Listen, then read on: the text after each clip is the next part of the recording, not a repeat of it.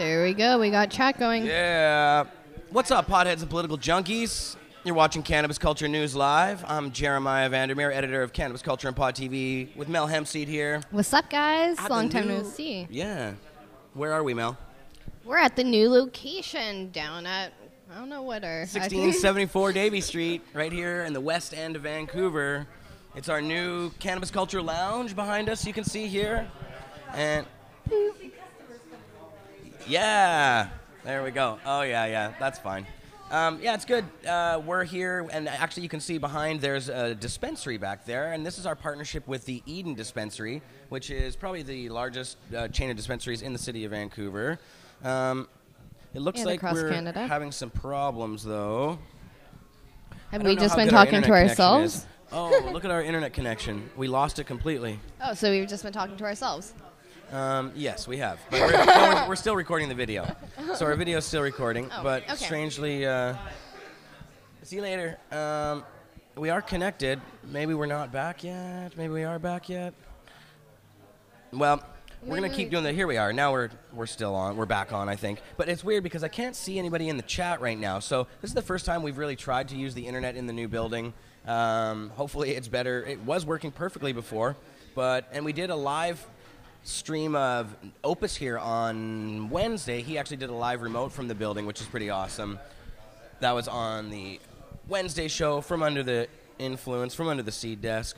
I do not have any chatters here, so I just want to make sure we're getting them back. Yeah, the internet seems to have disconnected completely from here. We are having technical difficulties. I wonder if I should stop and start it again. Yeah, I will. I'm going to stop and start it again. We'll give it a try. Back in a sec. What's up, potheads, political junkies? We're back. Now, hopefully this actually works. We're now connected. There seems to be some serious wireless problem with the actual unit in this computer. It didn't really want to connect. We seem to be good now. It's connecting to my phone again, but we've had to restart the computer a couple times here just to get things to go. So I don't have eternal faith in this unit anymore. I think it's time for a replacement. But still, it will go as long as we can. Everybody says it's good in the chat. Now I can actually see the chat. We actually have chat. Did you guys see us before? I don't know if we were even on before. I think we were just talking to ourselves. We may have gone on for like 1 minute or something, and then... yeah, no, we were totally talking to ourselves. Right, yeah, we did a little intro to the show. So here we are again. Let's do the intro to the show again. I'm Jeremiah Vandermeer, editor of Cannabis Culture and Pot TV, with Mel Hempseed on the couch at the new Cannabis Culture Lounge. And this is at 1674 Davie Street. This is our second lounge location in Vancouver, where you can come in, smoke your joints, bring your own weed, vaporize it. Or if you have a card for Eden and you have a medical marijuana doctor's note, you can go into our dispensary right at the back behind us. And that's the Eden Dispensary. We have a partnership with Eden. So this is the first time, I think, in the city that there's a dispensary matched up with a vapor lounge that lets anybody smoke pot in it. So we're pushing the boundaries here. Everything we do is edging a little bit closer to Amsterdam, basically. Yeah. And that's kind of the idea here. If you have your card, you can come in, grab your shit, sit down and smoke it. And soon, hopefully, everybody will be able to get a card and have a doctor's note. And if you watched our last episode, we broadcast live from David Malmo Levine's Sad Ass. That's the Stressed and Depressed Association. Yeah, I know, it's an uplifting name. Oh, poor Sad Ass. DML's Sad Ass. DML and his Sad Ass. Now, I just want to make sure the mixer is looking okay here since we did have that crash. Yeah, it looks fine.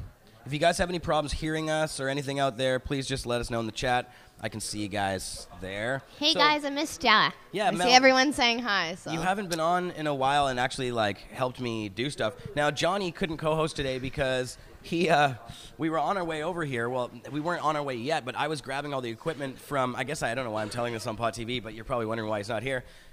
Grabbing the equipment, coming out, Johnny's like, here, I'll back up and meet you. I talked to him on the phone for a second. As I was crossing the road, he's backing up down the road, and he fucking backed right into this car, just slammed right into it, unfortunately, and knocked his bumper in, and so his bumper went in and hit his tire, so he can't drive it, and so he can't be here right now. He was disappointed. He said to say hi to everyone, so...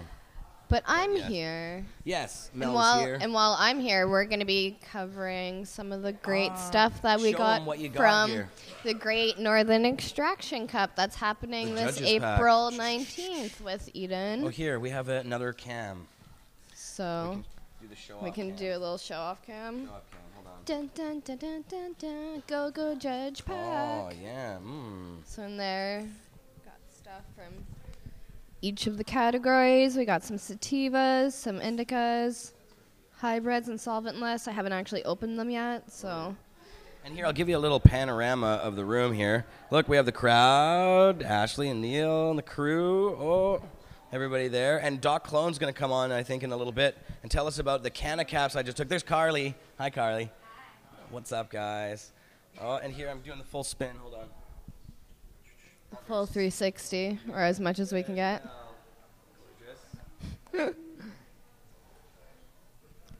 My forehead. So there you have it. That's a brutal cam view there. Wasn't very sturdy for you. Handy cam. Redbeard's in the chat, is he? Hey, Redbeard. And Redbeard, he just sent me a text asking if there's anything going on Sunday. Now, there is something going on Sunday. That's this Northern Extraction Cup. We won't be broadcasting that live on Pot TV, though. We're not going to screw around with that. We're just going to record it with a camera. Yeah, I'm going to take lots of video. And we're recording footage for Mel Hempseed's new show. So that's good. We're going to do some judging of our extractions over the next couple of days, I guess, and then you go and just fill out your form while you're there kind of deal. Do you know how it works? Well, no, I have it's 420. Happy 420. Happy everyone. 420, guys. Here in at the box. 1674 Davie Street. Yeah. Yeah. In the box, you're actually given all your scorecards for all of that. And... show that off. Okay, I will. Guys. Scorecards. That's pretty cool. And to make sure you even do your scorecards, they gave you a pen. So they're pretty on it. And what about the necklace? Oh, yeah. Here. Got a little lanyard right now. The lanyard with the logo. There you go. So do we know where the actual location is? Are we allowed to say? What's the story with that? It was to be announced. Well, it's announced. It's on the tickets and everything. I just don't know. Well, then we can say. Well, yeah, it's 91 Powell Street, the Alexander. But obviously you need tickets and stuff to get in. Tickets, here's what they look like. Anyways, they're not going to do you any good unless you get yourself some. And apparently it's sold out. Yeah, it's sold out. Or is that just the judges' pass? No, I think the judges' passes are sold out. There's still room for people to come in. They might have general admission tickets at the door. Yeah. Not 100% about that. Yeah. And Freddie's in the crowd today too, so I hope that I'm ambushing him now because I haven't asked him about this, but maybe at some point Freddie could come on the show and tell us about what's going on with the United Cannabis crew. Okay, cool, that'd be awesome. And where is Jody now? Jody, the princess has kind of made her way somewhere else. She's here somewhere. I think she ran off to smoke a doobie. Well, why would she have to run off? We have our own vapor lounge here. I don't know. And actually, on McMahon's show, Jody smoked on camera. On Wednesday, she actually did. She hit the big pipe. Oh, there she is. They're calling for your presence. To the stage. Okay, come on, Jody. Here, I'll switch spots. Here you go. Yeah, here. You can do the microphone handoff. So Jody Emery's going to come on and tell us about what's going on with the lounge here. What's going on with Hi, Jody. Lounge? Hello. How's it going? It's going. How's life out there? Life out there in Pot TV land? How's the internet looking? They're telling you right now. They're sending you hearts. It's full of omega. That's important. Omega-3. Yeah, I need more of that in my life. Mm-hmm. I tried to eat a spoonful of hemp seed a day for a while, and it's just hard to get it. Like, just take a spoon. A spoonful of hemp seed helps the heart disease go down. I don't know. And hemp seed, actually, somebody said Mel is a hemp god. Doob said Mel is a hemp goddess. There you go. That's nice. It's mad you're like 15 hours behind. Okay, anyway, what am I here to talk about? I'm here to talk about that this is a lounge. Place. I wish you could do a spin of the camera or something. Yeah, we did. We actually did. Oh, you already did. Never mind. Yeah, sorry. It's okay. We did. I was downstairs. We're checking out. We got bathrooms. Yeah, and Mel, we got you're still kind of on wires cam, and security okay. and all sorts of little things to figure out. Yeah. So Jody, tell us about what we're doing here, the scope about the whole thing. So really, what was the genesis of this? Back in the day, we were sitting around. We're like, we really need more locations. There's so many dispensaries around in town. Yeah, I was thinking, how do we remain relevant in these new times now that Mark's home, and obviously marijuana is pretty big. So we don't sell medical marijuana. That's not my thing. I promote it, of course. We defend it, but a lot of good experts are already taking care of that stuff.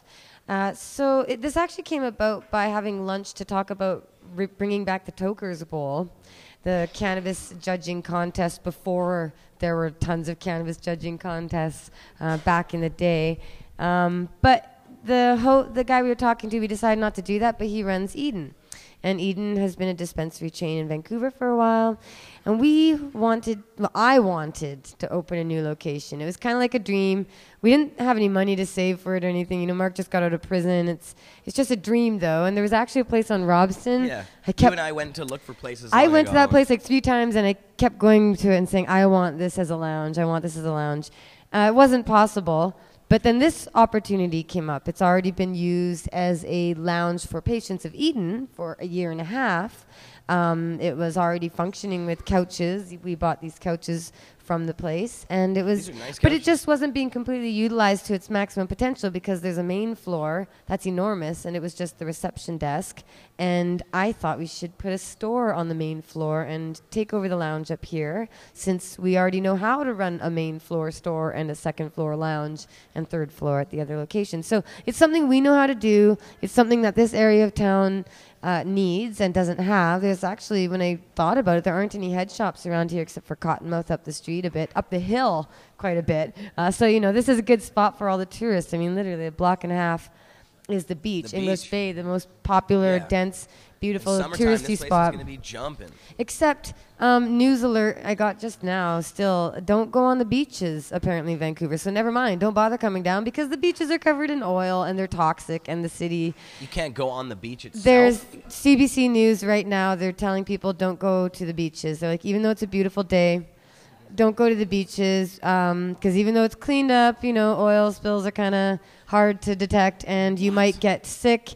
You could get nauseous. You could get skin rashes. Even if you don't go in the water. Even if you don't go in the water. Even if you just go to our beaches. So F you, Harper, for shutting down the Coast Guard base that could have handled this within 6 minutes instead of 12 hours, and then it became disaster. Anyway, I'm not going to get upset about that, although I am really upset about that. Harper's been in town, really too. Upsetting. Harper's in town right now. The beach, like, they are ruining this planet. Not only do we have radiation being detected off the coast of Ucluelet and all these places now, actually from Fukushima, while they dump radiation for years. It's true, and this is all true, and it's crappy. Oil. But we still have this beautiful place, and we still have these new opportunities, and so I'm sorry to be a downer. I'm sorry, guys. Well, no, it's good we talk about it because hopefully people will do something about it. That's true. And when I hired all our new employees, we had the all-staff meeting, and I emphasized to them that people here give a damn about more than just ending prohibition, and that's true. We have a lot of people who care about this planet and care about other issues. And by the way, I just posted today realizing that in 2010, when Mark was extradited, 5 years ago, we had like 19 employees, and now we have 43 people on the payroll of this company. That's pretty amazing, Jody. That's 43 surprising. People so that able to pay their bills because of this crew. But I'll let you all know, if you guys are watching Pot TV right now and you're watching Cannabis Culture right now, we don't have a giant office building with a lot of stuff. We have this guy and these portable wires and cables and the internet and contributors. I'm really sick right now. So, so everything CannabisCulture.com and Pot TV do are funded by one little head shop and one little lounge in Vancouver, which is now 2 little head shops and 2 little lounges in Vancouver. But I just want to remind people that, you know, we bring you everything on Pot TV and Cannabis Culture just by the hard work of our retail and service employees who are busting their butts. And they have been especially busting their butts for this place because most business people will save up some money before they open a new business.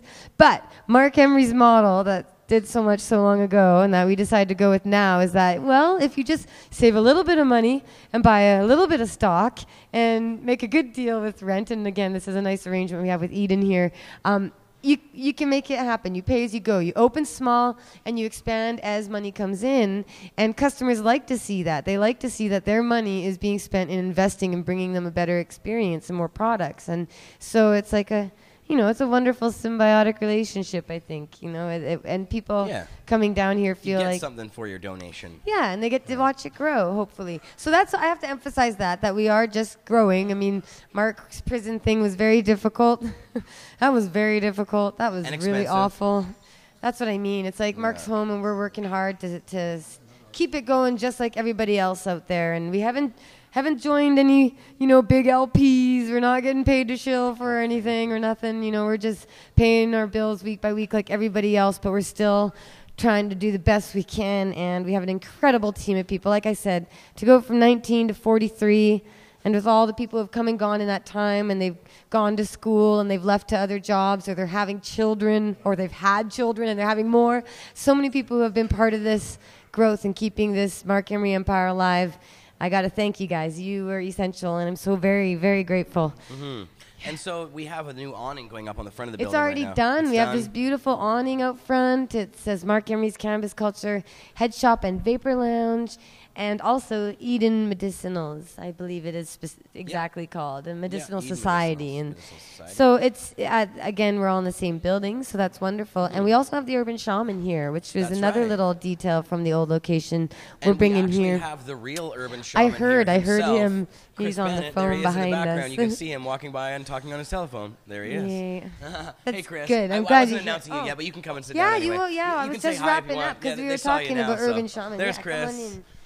So we don't have a third microphone, but I'm going to be talking to Chris about his 2 new films that he's produced. One of them that's very popular, about the origins of cannabism, or cannabis as it's known in the Old Testament.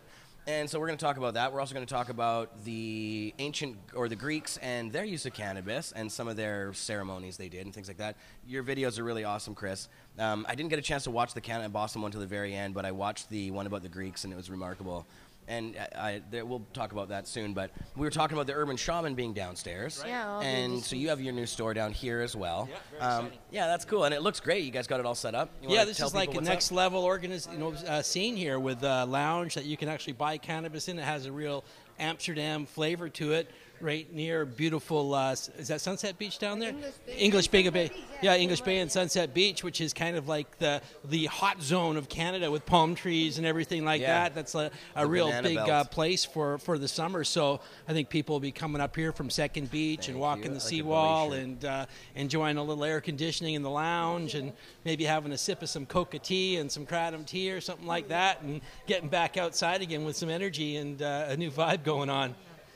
So exciting. I mean, I like thinking of the Cannabis Culture headquarters as being like the headquarters for all of this important stuff. I mean, you come here and you get your information and education, and you know about everything else we care about. I was just talking about the oil spill and stuff, and how we all really care about a lot of stuff in the city. So the West End, I actually ran in this area with the BC Green Party last time around, and who knows, I might get bored in a couple years and run again. Yeah, we did a lot of campaigning right in this area. I'm supposed to actually write an endorsement for you and Mark Elias and Russ Miller for the Vancouver East thing today. He called me. I'm supposed to do that. Oh, really? Yeah, the meeting's Tuesday. I haven't really told anybody about this, but... nothing. Never mind. Yeah, no, it's okay. Point we can being announce politics. it. Yeah, politics. You're carrying on. I don't really know why I'm doing it at all. I don't have enough things to do already, but... You don't have time. So I've agreed to run with Mark Elias. Mark Elias is Jody's former campaign manager from the Liberal Party campaign. bid. Yeah. He was formerly the president of the Vancouver East Riding Association, and he is running for that same position again. Russ Miller, the other companion, also Vancouver East Riding Association. These are the guys who invited me to run, and then we had that whole thing for the last year, and then it got vetoed in January. But honestly, here's my thank you. Thank you to the Liberal Party for not letting me run, because if I had been running, this would not have happened. I'm just going to say it. It's true. We would not be sitting here in this space. It wouldn't have happened. I would have been so distracted and busy trying to defend the Liberals for supporting Bill C-51 and trying not to. How could you I couldn't. I would quit. I would actually have quit at that point. No. But I still support the Liberals rather than Harper and the Conservatives, who are far worse. They're not perfect, but nobody's perfect. Oh man, politics is awful. They say they're going to legalize marijuana. And, Justin actually seems like he's really on this issue. He's sticking to it. He's bringing it up. He's talking about it. And listen, nothing is perfect. Like, nothing's perfect. Washington State, their legalization wasn't perfect. But do you know how important it was to save 12,000 people in each year since legalization? 12,000 people in Washington State did not get criminal records because of that crappy, shitty legalization bill. Yeah, you know what? Nothing's perfect. Right. They're still changing our liquor laws. They're still changing women's equality and pay. They're still dealing with a lot of issues out there. So you know what? Shitty system, but it's the system that governs your life, whether you want it to or not. And so votes do count. They count even more now that Harper has disenfranchised people through redrawing the borders of the ridings, through getting Elections Canada not allowed to put out any voting awareness information. I mean, there's so many ways Harper's trying to screw over voters. So listen, if you guys showed up and voted, as crappy as it feels, you are actually doing the only thing you can do to defend yourself against a government that's not the same as taking up weapons or fleeing. You can either fight back your government, run away, or you can use the tools that are there for you. And you know what? It's not always fun, but I bet you everybody who's ever survived anything awful, from starvation to Holocaust, they did what they could to survive until they could not go anymore, and you deal with what you got. Because really, what's the option? If you decide not to vote or you totally disclude yourself from the process, then somebody else is going to make the decision for you. Think of the person you hate the most in the world, who has like the worst ideas. That guy on Facebook you're always debating and you can't believe he actually thinks that way. Or the man who calls into the radio station and you're like, what is this nutcase thinking? Those people might vote. So go cancel their vote out with yours. If that makes you feel better, please do. And in terms of voting, also there's a transit like vote thing or something going on in Vancouver. Oh, yeah, right. Be sure to vote. I should probably get out because I don't want to take up too much of your time. 420 coming up. No, Jody. It's 4:34. No, 420 coming up. Oh, April 20. April 20th. Yeah. This 420. No, hold on. Yeah. And Jody, I haven't showed you this yet, but look. Yeah, there's some kind of event going on. Okay, the new shirts. That's awesome. Good stuff, guys. Hey, I just tweeted the Vancouver Sun has a video up they interviewed me about, asking if 420 is still relevant and why do we still do it. And I said relevant. some stuff, and Until they so change there the you laws, go. we're going to be relevant. Yeah, that's actually what Neil Boyd said. I mean, they had some good people. Still relevant, you know what I mean? Absolutely. Yeah, exactly. We're going to be here forever. And this year we get Robson Street, and that's brand new for us. So thank you to the city. We love you, even though you told us to move our sandwich board out front. Oh, bylaws. What did they say? You can't have two sandwich boards outside of a business with one business. I mean, even though there's more than one business. So the city bylaw officer came by today and said that we had to get rid of one of the sandwich boards, either Eden's sandwich board or our Cannabis Culture sandwich board. So I guess what the agreement was that if the Eden's little sandwich board is on our property, like in this little, like, tiny entryway to our door, it's not on the sidewalk, and therefore we can keep it. So that's the solution. But just saying, this is what our taxes pay for. Loopholes, really? baby, loopholes. Okay. Almost literally, it's a little hole. Yeah. Well, if we legalize pot, we could pay for that sort of stupid stuff, I guess. You know, you'd have Jody, lots do you of know money. when you're speaking at 420? No, I don't. Okay, Usually I don't know what I'm it is yelling either, around 4 Usually- o'clock or something. Yeah, well, you'll be doing, of course, hosting duties. Well, Mark's going to be there 420 too. celebration. Except I have to tell you guys, I'm really excited. We can't tell you what it is, but instead of the free Mark banner, we have something new. Yes. So, of course, yes. you know, everyone must start wondering, oh, yeah, that free Mark banner was there for quite a few years. What's going to replace it? It's top secret. So come down to 420 and take a photo. Okay. It's going to be fun. Thanks, Jody, for coming on. Oh, I hope I didn't hype it up awesome. too You much. guys did a great job painting. There's not a lot of stuff on the walls in here yet. We're going to have artwork. It's a little barren, yeah, but it really does look good. And I don't think you can see behind us here, and it's hard to show off, but there's actually a long bar just right behind us here, and it's really cool. I love the idea of sitting at the bar, hitting your dabs. Yeah, It's definitely. like, you know, we should have those old milkshakes or floats or something, you know? Like that kind of stuff you guys used to get at the drugstore. Anyways, so Chris, awesome to have you on. I've been trying to Always get a you pleasure. on for like a few weeks or something since you put out that second one. Actually, it's been a while now. Smoke of the Oracles. The Smoke Cannabis of the in Oracles. Ancient Greece. Cannabis in Ancient Greece. So the Cannabosum one, how long ago was that one out? I guess that came out last May, I think it was. And it's up to about 70,000 views now there on YouTube. Yeah, it is. It's very popular because it's right on the front page of our YouTube page. It's one of the most popular ones we have. So cool. It's really picking up. Obviously, this is an issue that people are really interested in. This is something that is very close to your heart. You've been working on this for a long time. You've published several books, 3 of them, on this subject or related subjects. So really, this idea, the first one is about Cannabosum. So really, I guess I thought I'd ask you in the first place, what is this Cannabosum? What is that word? Well, Cannabosum is his Hebrew term that Sula Bennett, who was an anthropologist and etymologist working out of Poland in the 1930s, said was originally a reference to cannabis, and that was mistranslated as calamus when the Hebrew texts were translated into Greek. You know, a lot of the translators weren't like botanists and things like that. They didn't know all the plants. And so this simple mistranslation took place. and then this mistranslation followed through in later the King James Version and later Bibles, although some modern Bibles translate it now as fragrant cane, which is slightly more accurate, and that's basically what the term cannabis itself, you know, when you start breaking down the etymology of the term, means. And we know this is the case because the cannabosum came in on trade routes with the Indo-European groups who referred to the plant as canna, which the Hebrews adopted. Then they added their own adjective, bossum, which means fragrant, to the term cannabosum, making cannabosum, and then eventually this led to the term cannabis as well. Right.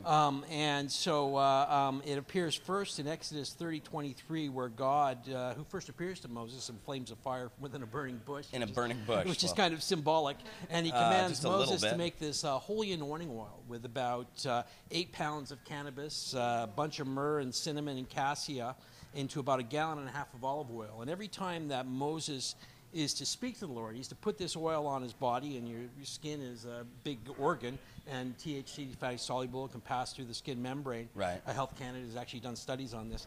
And also he would place some of this oil on the altar of incense, kind of like doing a dab on the altar. Right. And he would speak to the Lord in the pillar of smoke over the incense altar. So in Hebrew, the pillar of smoke is referred to as the Shekinah, and it represents the physical presence of God in the temple or the tent of the meeting. And so unless there's that pillar of smoke, God's just not in the temple, right? And so when you know, it's important to remember too that the term the mistranslation of calamus. What's calamus? Calamus is another common marsh root, and the canna is described as an item of trade. That's very precious spice, which cannabis was, and was on these exact trade routes we now know from lots of archaeological evidence and stuff. So why did those two get confused? Calamus, How did that even well, there's similar names, you know what I mean? I guess I'm not really just sure. Just the etymology, exact, probably. But the plants but themselves calamus are not itself similar. is psychoactive, but it can be quite toxic. Oh, okay. So it wouldn't disclude any sort of psychoactivity if it was calamus. But cannabosum is, we can take a look at the similar term kanabu, which was used by the Assyrians and Babylonians. They used it in exactly the same way. We have lots of transcriptions from the Assyrians regarding the use of cannabis, and they would burn it in the temple as an incense. It was identified as one of the main items for the sacred rites, but there's also references to these sort of topical ointments, which, according to the Assyrian references, were used for opening one's ear to God, right? You know what I mean? And the ancient temple scene in ancient Syria, Babylonia, all through Mesopotamia and the Mideast was pretty kind of a common kind of scene. There would be the use of these cannabis-based incenses and anointing oils, as well as ingested, probably psychoactives. You know, whatever they would have come into contact with would have been incorporated and considered imbued with magical properties, just like all primitive cultures do. And this is how shamanism rises up, right? Right. And the temple scene was kind of like there'd be people in costumes, wing costumes, masks, much like Native Americans wear here still, you know, in rituals and things. And there'd be statues in there. Then there'd be these burning cannabis incense and music playing, lyres and drums beating. And they would create this repetitive beat, and that would kind of help to invoke a kind of brain trance, kind of like what rappers do when they lay down a beat and then they start rapping to it. Yeah. Agent prophets would kind of get into this vibe with the use of psychoactives, the music and the drumming, and then they would start spewing out these words and stuff like that. And this would all be written down as Holy Writ. They were freestyling. Freestyling, yeah. Sure. You know, well, and that creative process was thought to be like the inspiration coming from God, you know? Well, and as part of it, of course, this rhythmic idea and using the cannabis to actually reach this state of gnosis or whatever it is, you know, it's this idea of transferring information from God directly to you, or crossing over and having this enlightening experience. Absolutely. And of course, we know that cannabis and other psychoactive drugs have been used for exactly that purpose all over the place. Absolutely. All over the world. So it makes absolutely perfect sense. And are still used, you know, like it's still taking place. Right. And, you know, when it's been demonized and stuff like that, it's done generally by more fundamentalist religions like Christianity, modern Christianity. Right. Even though their book is all about it. Even though their book, you know, in its origins. But, you know, there's a lot to this a story of cannabis in the Bible, and eventually it's quite clearly prohibited. Right. Well, and now let's take a little further, because we were talking about Moses there and about him being ordered to make this cannabis oil or whatever. Now, Jesus himself, the word Christ is Christos, the christened one, or the ones who christens, or is that what it is? Yeah. And so now explain how that fits. Well, into that's this all whole thing. related to the Messiah, is basically the Hebrew term for the anointed one, and makes reference to the one that was this anointing oil was strictly prohibited to the priests, and then later when they started having kings, it was prohibited to the priests and kings. So you had to be of a special elite class to partake of this potent psychoactive sacrament, right? And one of the things that in the story of Jesus, what we know from the Gnostic texts, Nag Hammadi Library, and also some sparse references in the New Testament remain, is that Jesus baptized none of his disciples, but he sent out the 12 apostles with anointing oil to heal sick and cast out demons. And this is in the oldest of the synoptic texts, Mark, which is the oldest of the Gospels. And to cast out demons in the ancient world, up until medieval times actually, was thought to be like demonic possession, epilepsy, diseases like that, which cannabis is known to be very effective for, were thought to be demonic possession. And to cure somebody of an ailment like that was to actually rid them of this possession. So these types of substances would be used in conjunction with prayers, kind of a shamanic ritual, and the use of these psychoactive substances. And, it would have actual medically healing qualities. Right. Now, we were talking, you mentioned the name Sula Bennett in the beginning, and I wanted to go into exactly how we really know that this word, because obviously this is a controversial subject. Yeah. I mean, this is not just accepted widely or anything like that. Now, there's a guy named Dr. Carl Ruck. Ashley, you want some of this here? Carl Ruck as well. Right. And is an etymologist and linguist. And he as well supports the idea that cannabosum is cannabis. Dr. Ethan Russo, probably the foremost cannabis medical researcher in the world, but who's also written extensively about the history of cannabis. He as well. That was good stuff, whatever was in there. And he points to archaeological evidence. They found evidence of cannabis oils and incenses in Bet Shemesh, Israel, actual archaeological carbonized material. Right. So we know that it was there. Yeah. And then the similarity, gave it to the Scythians Hebrews, right? were in contact with the Hebrews, much like the tent of the meeting. The Scythians would burn it in these enclosed little tents and capture in the smoke. Then the very similar term, kanabu, in the Assyrians and Babylonians, where we have the identical use of incenses and topical ointments, and we know this, and topical ointments, and so we know it was used in those. And then Sula Bennett also traced the modern term cannabis back through history and later Hebrew term for cannabis, cannabis. Very similar etymology, Cannabis, was obviously developed from the same term. It seems it's not just that. Another researcher, Emmanuel Lowe, who was writing in the 30s, rabbi, he also identified references to cannabis under some other names, Shadinaj, which he said was a Persian name, which means royal grain, and referred to this cannabis preparation made with seeds and cannabis bud that was psychoactive. And he also refers to cannabis-infused wines. And these were hugely popular throughout the ancient world, particularly amongst Persian groups that deeply influenced later Hebrew prophets, that were under the Persian rule, like Ezra and stuff, right? Yeah. So there's this whole tradition of cannabis-infused wines as well. Cool. That's pretty fascinating. Well, because you got to find ways of taking it, right? If it wasn't, they didn't always smoke it back in the day. Joints and pipes, that is thought to have not occurred until after the discovery of the New World, where tobacco smoking was witnessed, and generally it was either burned as an incense, or consumed as a food, or drank in wine, or maybe like soma and helma type preparations with milk. Yeah, exactly. Wow, that's really cool. That Bong, Bong, yeah, exactly. I was going to say it's similar, similar to what they consume in India now. Absolutely. Yeah. In India they're still practicing a lot of this stuff, and cannabis is particularly associated with Shiva, who's the oldest continually worshipped god on earth, and his worship goes back to the Stone Age. And every few years they practice this, the largest human gathering on earth, the Kumbh Mela, which is all based around the churning of the ocean of milk, a Hindu myth that's largely based around the preparation of bong, Right. The bong sprouts from the amrita, which a drop of fell to the earth, and the amrita is like a portion of soma, Right, and so that's why there's that symbolic thing in the it's cool. And now, what about when the I guess that's off on a bit of a tangent, so we should probably stick to this. I was about the the holy oil itself. How often does that actually appear in the Old Testament? Well, the recipe is just at the beginning there, but it occurs a number of times throughout the Old Testament. You know, after you know that it's in the holy oil, the oil of gladness, and these different preparations. You can start identifying it that way.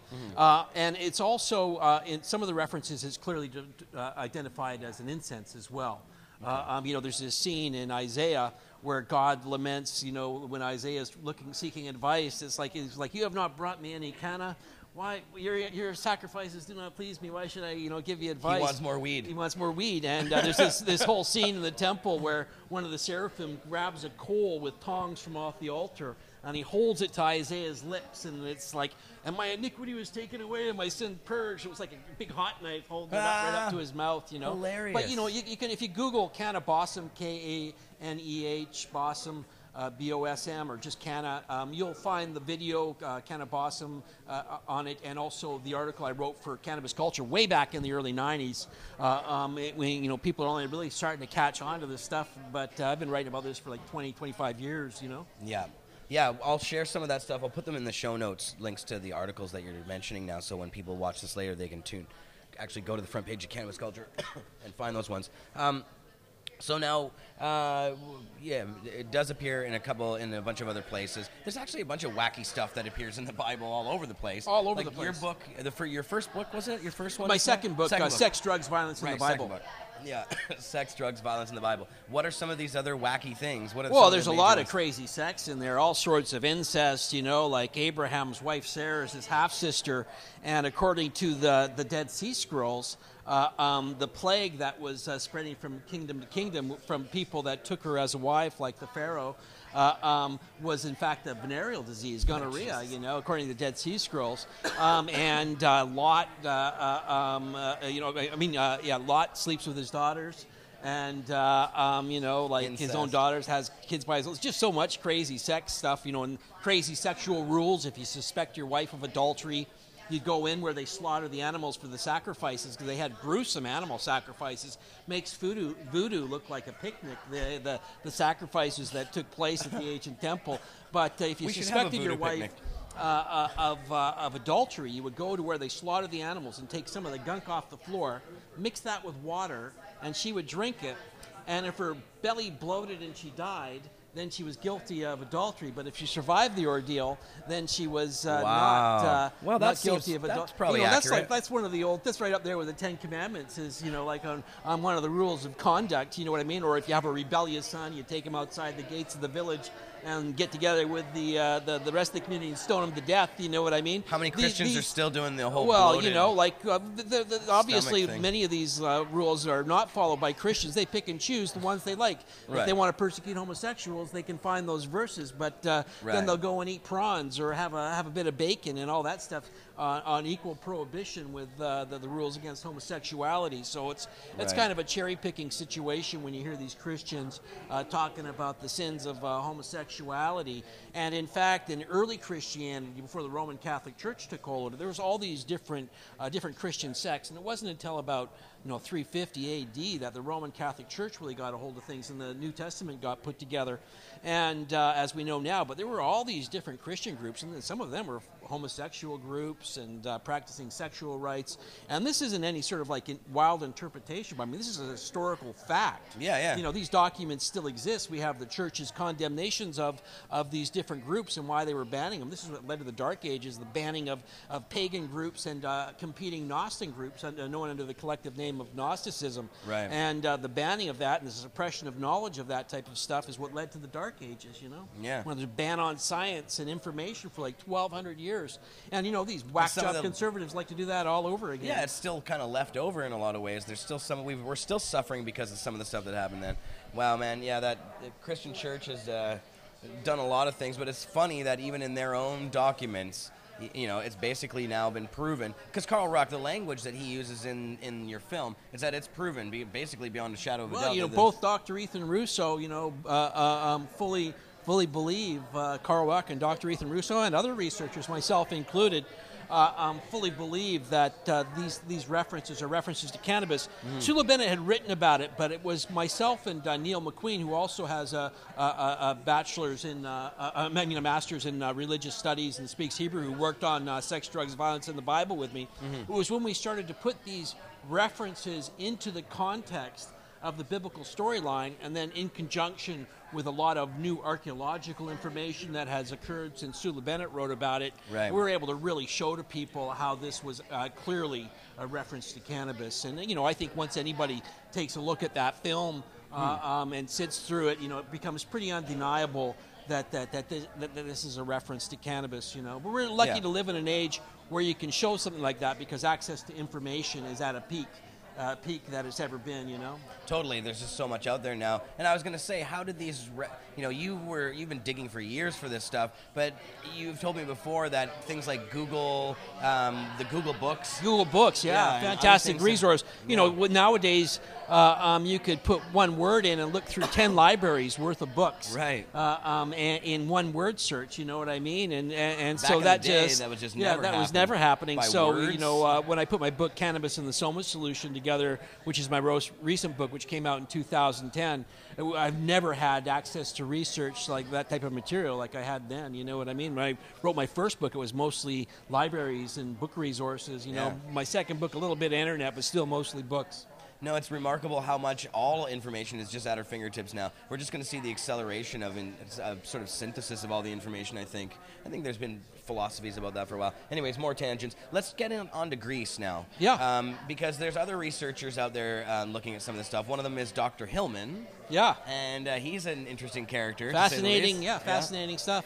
Yeah, and his book, The Chemical Muse, has some interesting stuff in it. Now, you talk to him for your film and talk about exactly what was going on back in Greece and how they were using cannabis. So maybe you can explain a little bit about one of the really fascinating things that Hillman talks about is the use of cannabis in the cult of Aphrodite. Right. And he claims that they were using cannabis preparations, ointments, and lotions that vaginally, and applying them vaginally, along with other substances, mandrake, belladonna. And that's kind of interesting because this is what they claim about later witches, you know what I mean? And some people have seen witchcraft as a debased form of this type of goddess worship that carried on under the suppression of the church and the underground. Right. And also that they would fumigate with cannabis.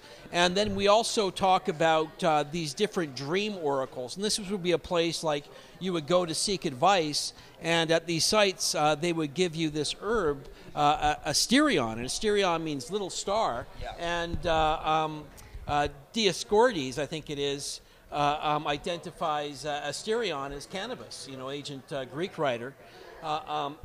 So we know that this was a reference to cannabis, and some people say the star-like, the little star was a reference to cannabis as star-like leaves. Other people say that it's like a way because it could give you access to the starry realm. Mm-hmm. But at these dream oracles, cannabis and other psychoactive substances were used in incenses and preparations in order to throw one into a trance, and you'd have a dream, and then from your dream you'd decipher some sort of meaning, you know what I mean? And these were like very important oracle sites throughout the ancient world.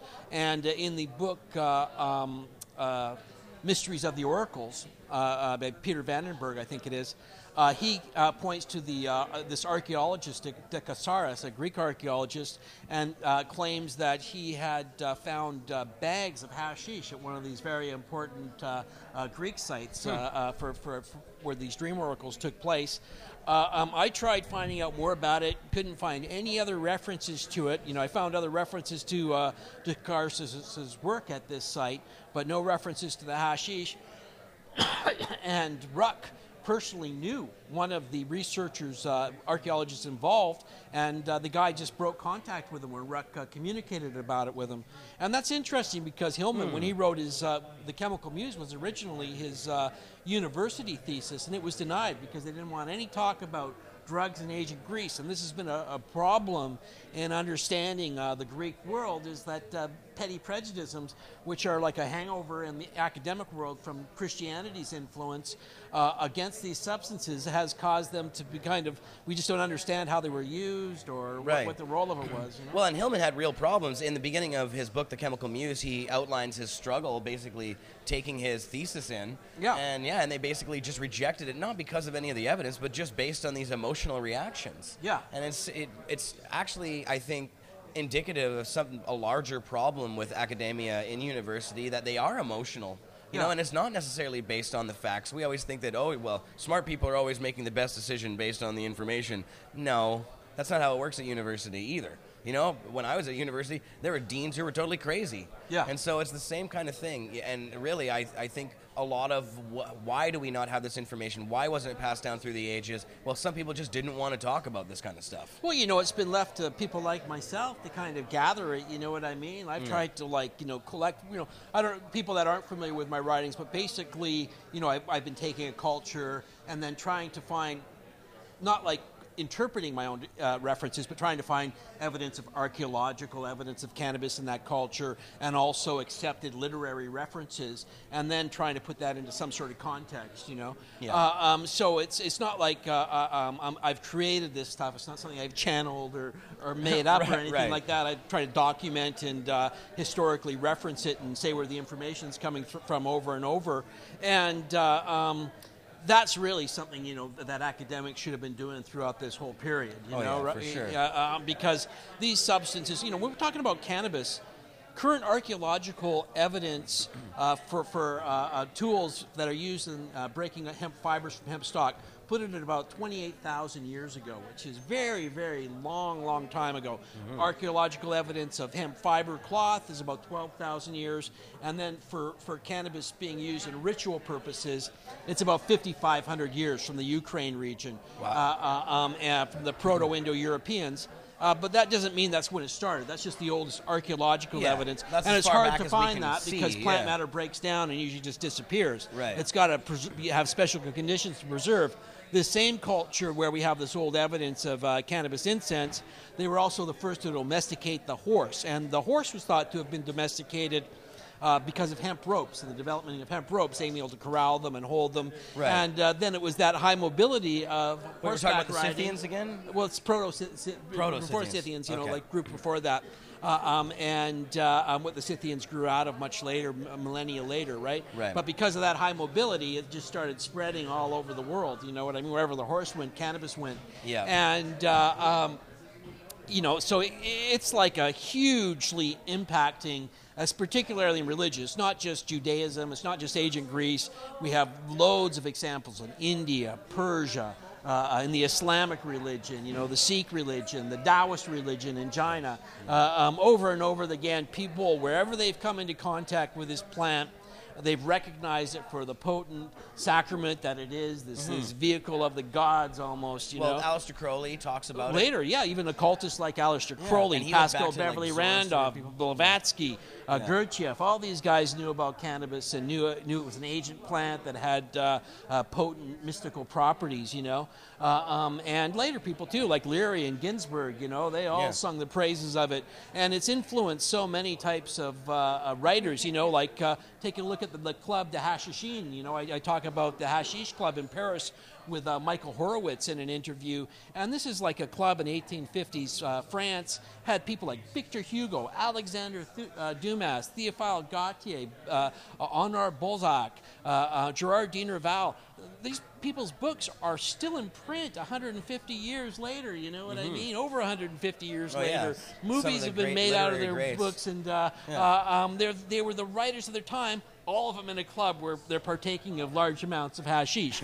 You know, the connection between the first novel, Pantagruel, Gargantua and Pantagruel by Francois Rabelais. He incorporated 4 chapters in it, hiding the identity of cannabis, but giving people enough information that those with a know would be able to figure out what he was talking about. You know, those chapters were banned by the Catholic Church for a couple centuries, and Rabelais was imprisoned, you know. But there was such an outcry from the public, they had to let him out, or there would have been riots, right? You know. Well, and there was a lot of, you mentioned the imprisonment and the persecution, and we talked earlier about the ingesting of cannabis through other parts of your body than your mouth. Yep. And how, you know, there's an interesting story that you, I think, told me before about witches. Yeah. And the sort of legend of witches riding broomsticks. Yeah, absolutely. Yeah, this is well known nowadays that these, like a lot of these drugs the witches were using, and this goes for the ancient Greeks as well, belladonna, mandrake, nightshade family things, they're quite toxic if you ingest them orally.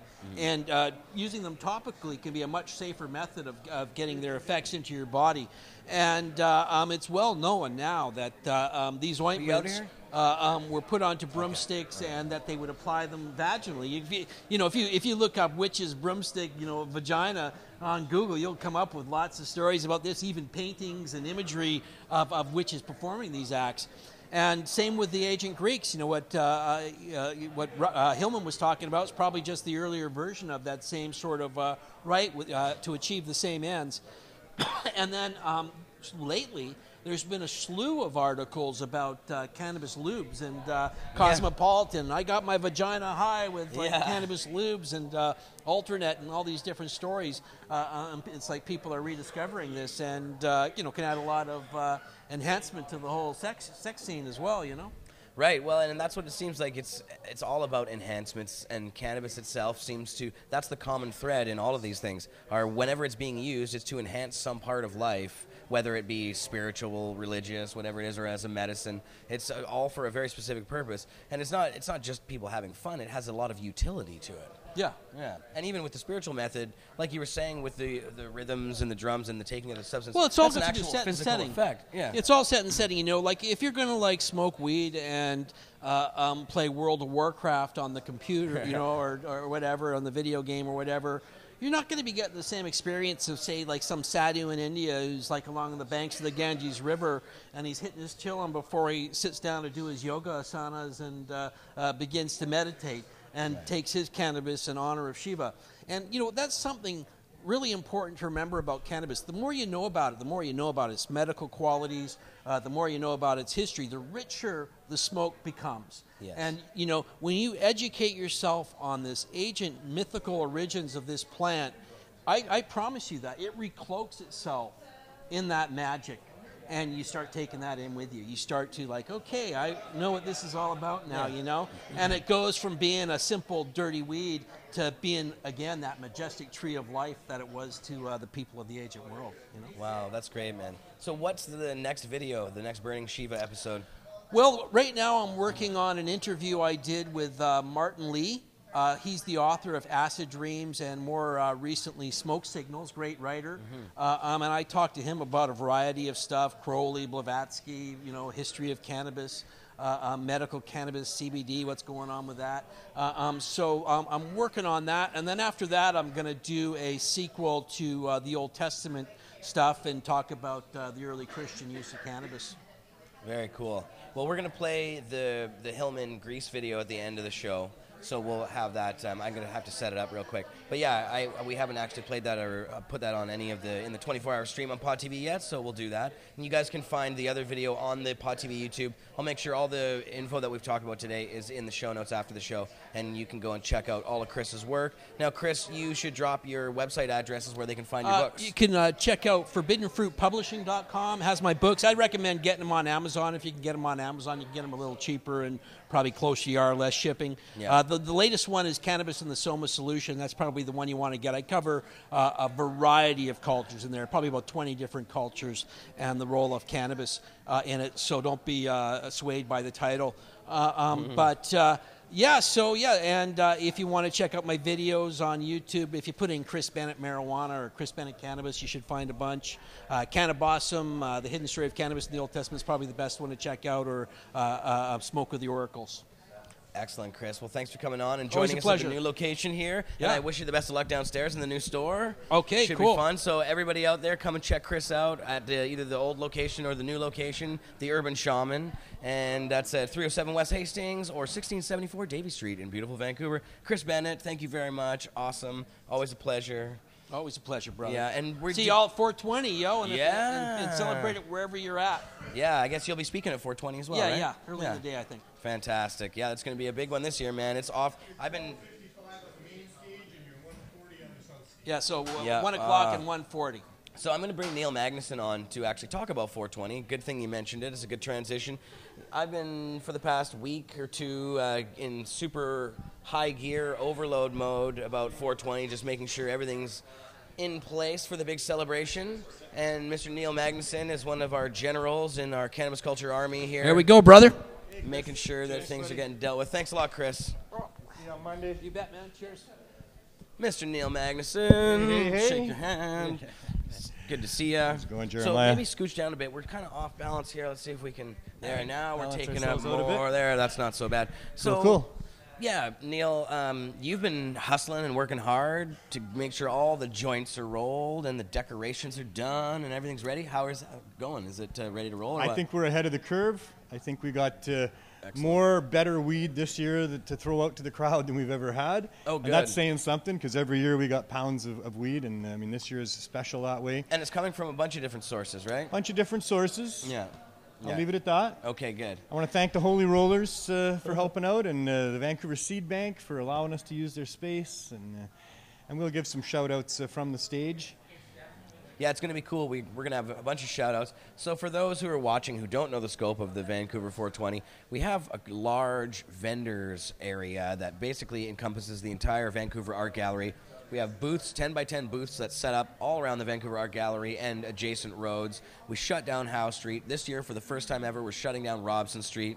We're going to put our first stage on the stairs at the front of the Art Gallery facing the fountain and stuff. And our second stage we're going to place with the back facing Hornby Street and the front facing down Robson. So we've shut down the street, and the entire street will be the area where people can gather to watch the stage. And on a bit of an angle, so we catch that huge area there where the two sets of stairs are. We're going to have a huge crowd out back this year for sure. It should be really fun. It's going to be a totally different feel. Crop King on that Seeds one is side. sponsoring that stage. Crop King has stage B. That's the Crop King stage. Yeah. Kyle from Crop King, really good guy, is one of our main sponsors. Big supporter. As well as the Vancouver Seed Bank, Cannabis Culture, and Pot TV. And we have new ones on the list. Sublimator, of course, is there. Cannabis.ca. So there's a lot of people pitching in for this.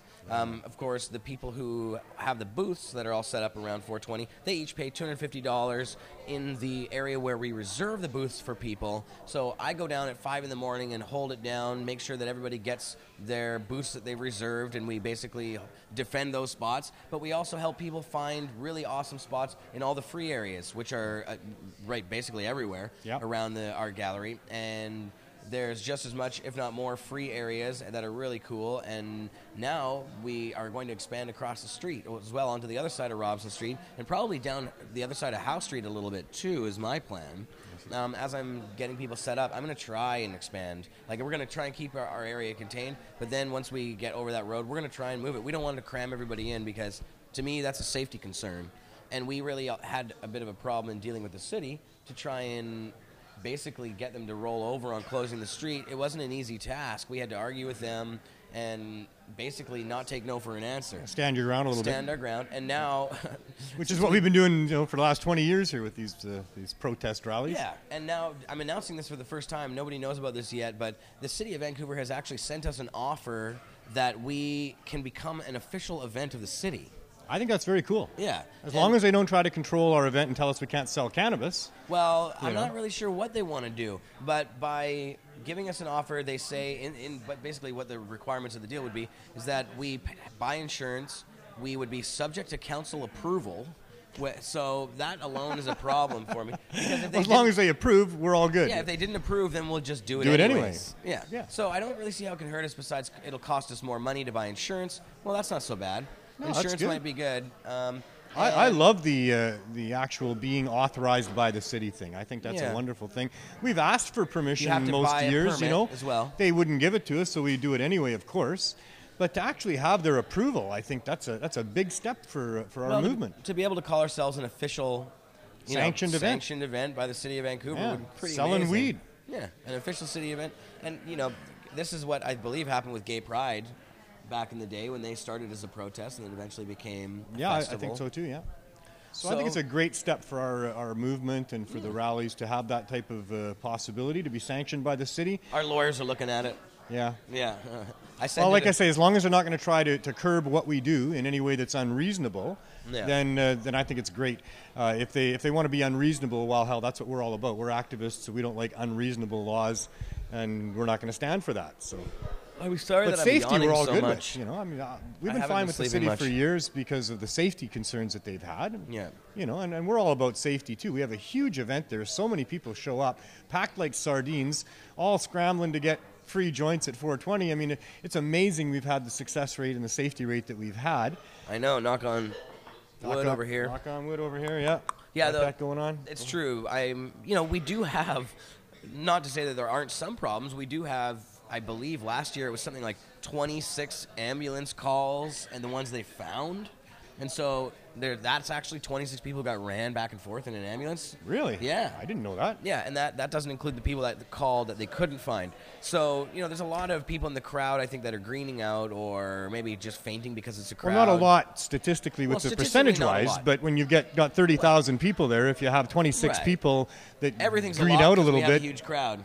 I mean, that's a hell of a lot better than what you would have if you had an alcohol event and you had 30,000 people there consuming copious amounts of alcohol. Oh, it'd be a lot more than 26 cases. Yeah. Oh, you'd have many. Oh, man, the problems that you would have.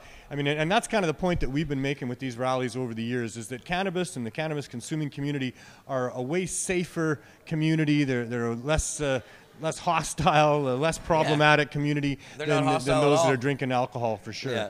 And I mean, that's how they got it done in Colorado, was to say that cannabis was safer than alcohol. Yep. And that's certainly what we prove here, and especially with our big 420 event, when there's so many people there consuming so much cannabis, that, like I say, if that was to be alcohol being consumed with that large a crowd, the problems would be over the roof. Yeah, no, it's true. So we're just trying to change the world. The only people who cause problems at our rally are the drunks who show up. Yeah, that's right. Bye, Jody Emery. Bye, Jody. Thanks for coming on the show today. And I want to just be clear, this is a celebration of freedom, that when we have a farmer's cannabis market and all these people coming to feel free for the day. But for me, this is also very much a protest, too. We're still very much upset with the tax dollars being wasted to try to prohibit cannabis, criminalizing good people, ruining families. It's just beyond anything I can imagine that we would still be doing this. Why the hell is cannabis still illegal with all the scientific evidence, all the medical propensity of it? I mean, it makes no sense to me. It's obviously making dollars for some of Stephen Harper's friends, that's for sure. Well, yeah, and that's what it's really always been. And that's the reason it's illegal, because it benefits certain people. Yeah. And it allows them to go after anybody who they want, because really, a lot of people smoke drugs. A lot of people smoke marijuana and use other drugs, and so when you make all these things illegal, you can target anybody you want in society, or really the people they don't like, which are young people. People of color in the United States, Mexican people, Latin people. These are the people they put in jail. And guess who would vote for the other parties? Yeah. Guess who would vote for anybody but a conservative or a Republican? It ends up being the same people that they put in prison for these drug laws. Yeah. And of course, there's racist roots to the whole thing in the first place. Very racist roots, yeah. And even going further back, there's even more of a historical abuse of people, burning witches and all these things that Chris was talking about. So this goes back even further than just our modern drug laws. True. This has been used by people in the past in a lot of times to stigmatize a certain portion of the population to attack them. So, absolutely. Yeah. Did you manage to get my book review up on the site? It's not up yet. It's not there yet. Do you want to talk about that a little bit? Yeah, we should talk about it. It will be up after 420. I just haven't had the time to do it. It was a book that I reviewed by Johan Hari. He's an award-winning UK journalist. Yeah. And he went on a 3-year adventure to try to find out the origins of the drug war and what's going on with it. He starts with Harry Anslinger. For those in our culture, we know who Harry is. He's that zealot that started the whole marijuana prohibition the way that it was back there after alcohol prohibition. He took over that department, and he used the cannabis users to really build that department when really his zealous attitude about drug addiction and drugs was not about cannabis at all.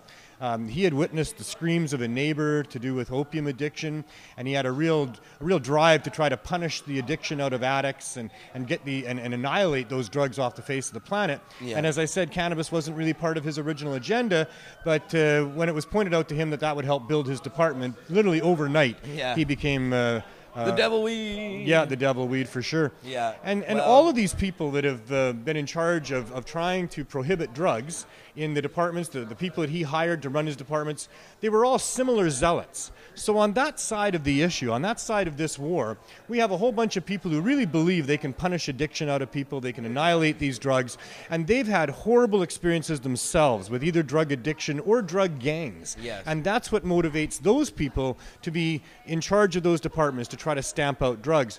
And on the other side, of course, is the war going on to supply the drugs. And there again, these people that are in charge of those drug gangs are ruthless, tough as nails individuals, any weakness exploited quickly to their demise. And every time one of those people gets replaced by another, it's a more ruthless drug dealer than the one before. Johnny, I told them what happened. We know what happened. Yeah, I told the crowd what happened. So Johnny made it. He's in one piece. You got a new car. I got a new car. Wow. How did that happen? Well, easy. I have roadside and everything. And he was making...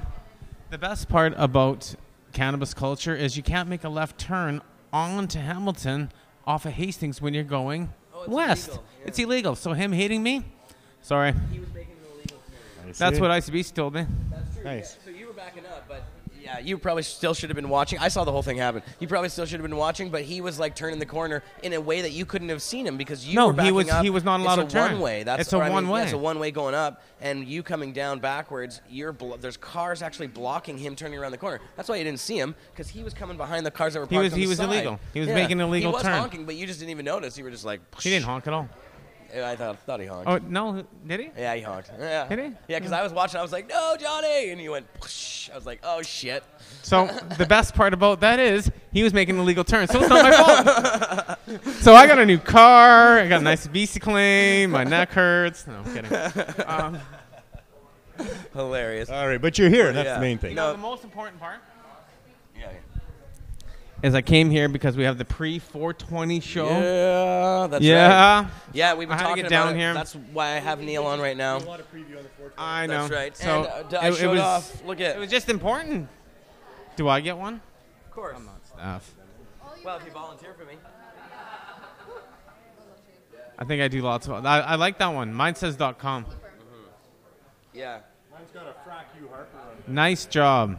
Yeah, well, guys, you know what? Look at the purple one.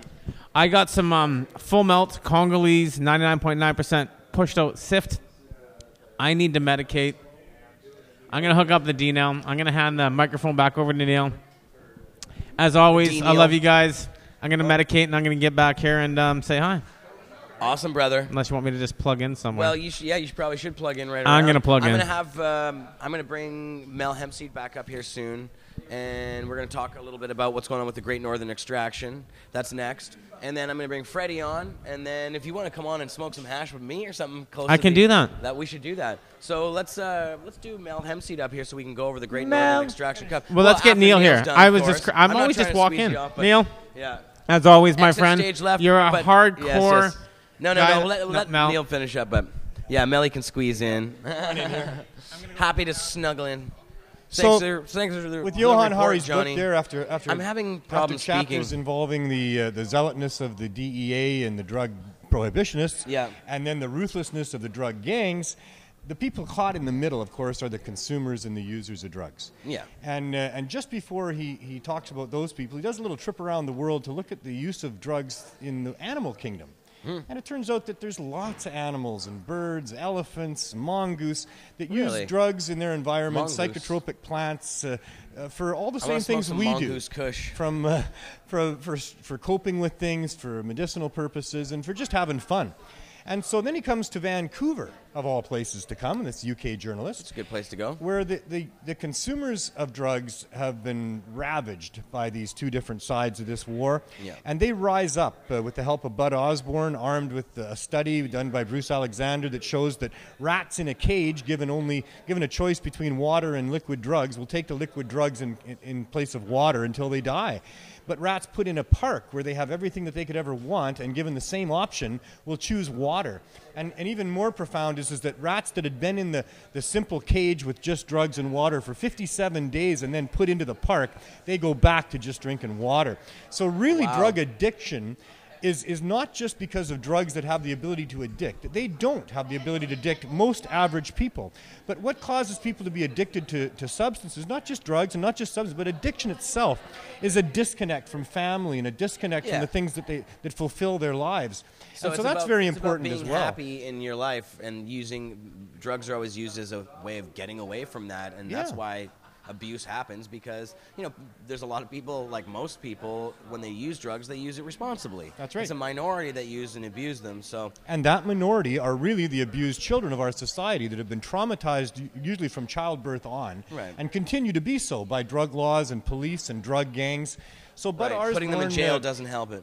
Bud Osborne and Chris Livingston and a bunch of others bound together and did some actions. They did some really good actions. They brought coffins into city council. They put up crosses at Oppenheimer Park. Right. They set up an unofficial supervised injection site, and the world started to pay attention. Philip Owen, the mayor at the time, had no use for drug addicts, but he went down and talked to them on the downtown east side. He became familiar. He said, "These are our family members. These are people from our community from all walks of life that we need to help, not punish." So that was just an awesome book. I really appreciate what Johan did there. He did, however, still, through the course of his book, buy into the myth about cannabis harming the developing brain. So I sent him an email along with a link to David's study on the studies to show that those studies are extremely flawed. And not only does cannabis not harm the developing brain, but I think one of the reasons that the prohibitionists are so afraid of it is because I think it opens up the developing brain. I think it helps to stimulate creativity and curiosity and all those things that they don't want our young people to be involved in, because then they're going to be asking about why are we paying taxes, and why are public servants more like moral authorities, and what does it mean to be in a free country, and all of those things that our young people should be asking, and cannabis helps them to ask. So I thought it was a great book. I recommend it to everybody, and I especially recommend that politicians and police read it. The title one more time?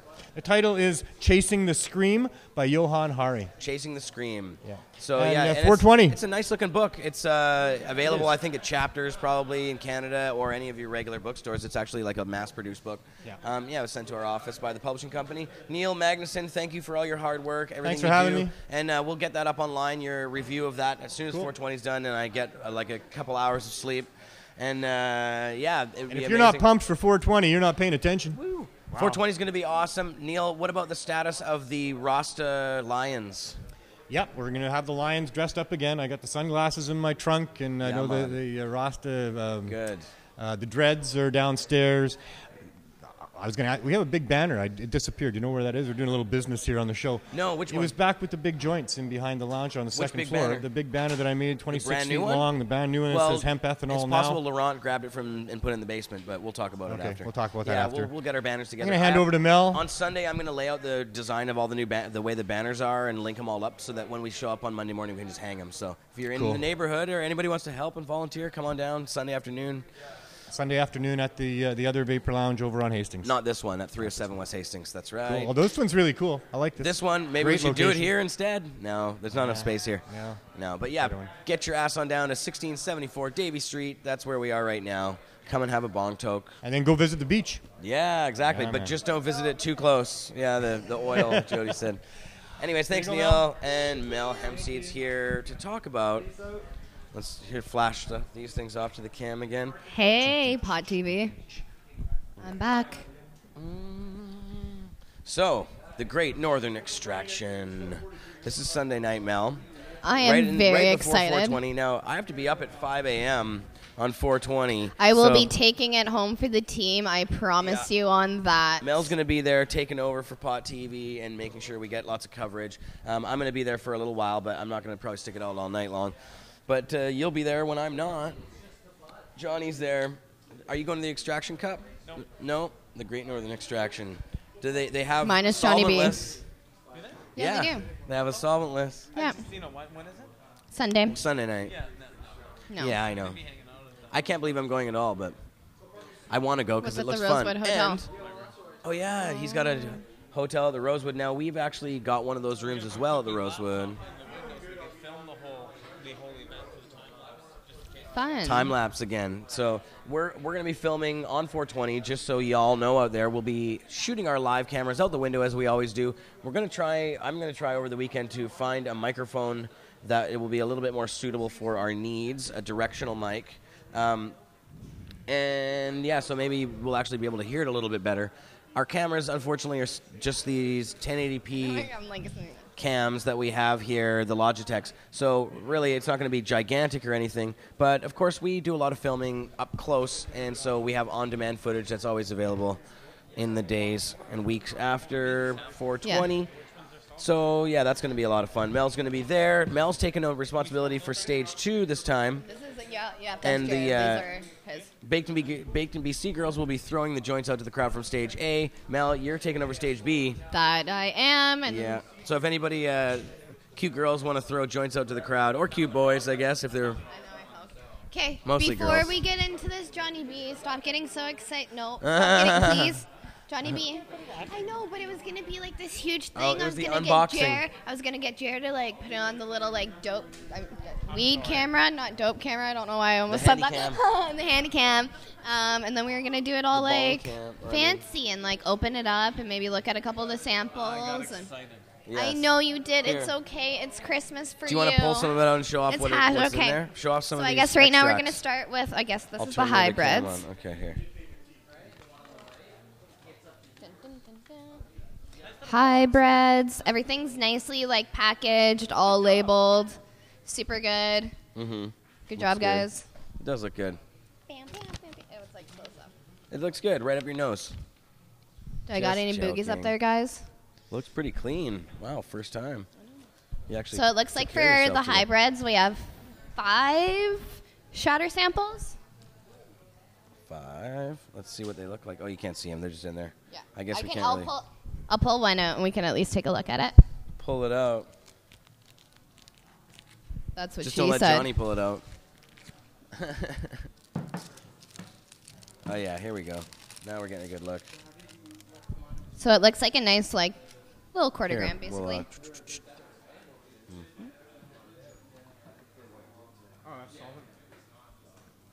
So, yeah, nice little chunk. And then if Johnny B will do the honors of passing the solventless envelope that he was also excited about opening. Oh, the solventless. Yes, it is, sir. So how many are in each envelope, and how many envelopes are there? I think it's a little bit different for each envelope. I think each of the shatters, there's about 5 of them. The solventless, there's 4. And then there's a sativa category, a hybrid, an indica, and a solventless. Awesome. So the solventless would be the ice wax, hashes, and your rosin. Rosin. Guess what I brought? Rosin. I brought my hash bowl for my mothership. Nice. Okay, and here, then let's are get we a back shot. on the...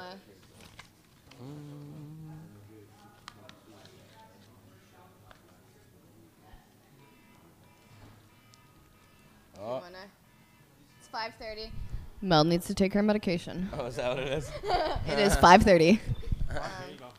We'll get you ready here. You need to take your medication. Yep, mommy needs her medicine. So, I don't know. Let's pick out one of these solventless to try out, maybe? I'm opening up package D from the solventless. Package D. Mel loves the D. That I do. I do. I don't get enough of it. I mean. What are we talking about? The letter D, I thought. Sorry, I was being crude, guys. It was obvious. Sticky rosin. Oh. Show that off. Oh, I think so. Give it the Johnny inspection. Does it pass the sniff test there, John?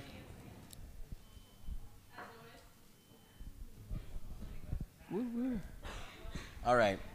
Well, Are you are you taking some of it? Is that what you're doing? No, I was just looking at the texture. Oh, he's really like giving it the once over here. Huh? Okay, well, cool. But yeah, so. That's pretty That's awesome. Rosin, so it's nice to see rosin. And the solventless right on. I was hoping to see some dry sift or some nice bubble. I think there might be some dry sift in here. Because we went ahead. I know there is 1 or 2 dry sift entries.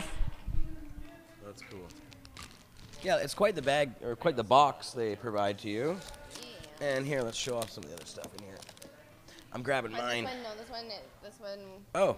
This one was the Pot TV one that we were opening. That's the one we opened? Yeah. Oh, okay. We haven't touched it. We haven't smoked it, but we haven't that's touched good. it. Well, dry sift. So dry sift, like I said, there Here, is. let's do this. And that looks like some static sift. Compare it a little bit, maybe. Static sift.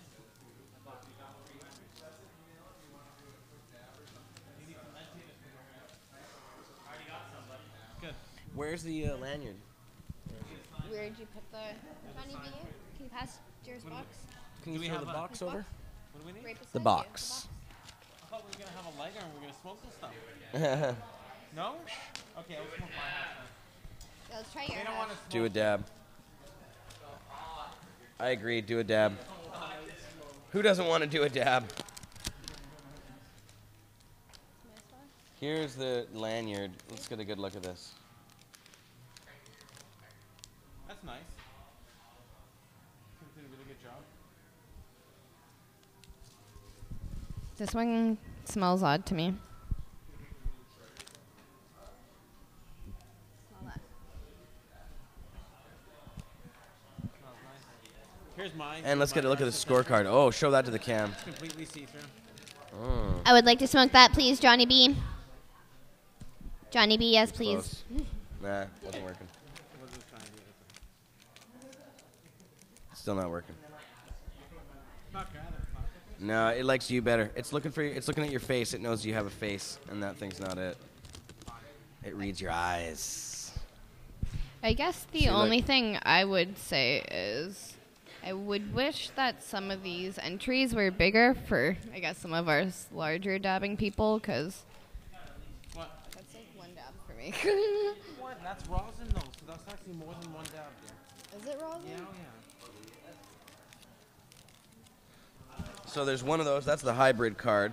There's a scorecard for each type here. We have an indica, sativa, ruderalis. Nope, solventless. Solventless scorecard. Cool. That is cool. We even have a separate card for it. There you go. So awesome. Show that off to everybody. So we're going to be there recording video for you guys, and you can check that out. What is that? Oh, yeah, here, show that off to the cam, too. Here, let's do that, yeah. Got it?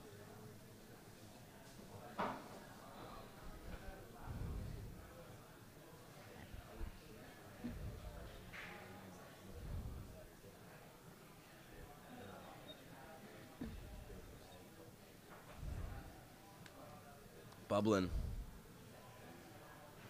Woo. Very nice. Tastes like lighter fluid.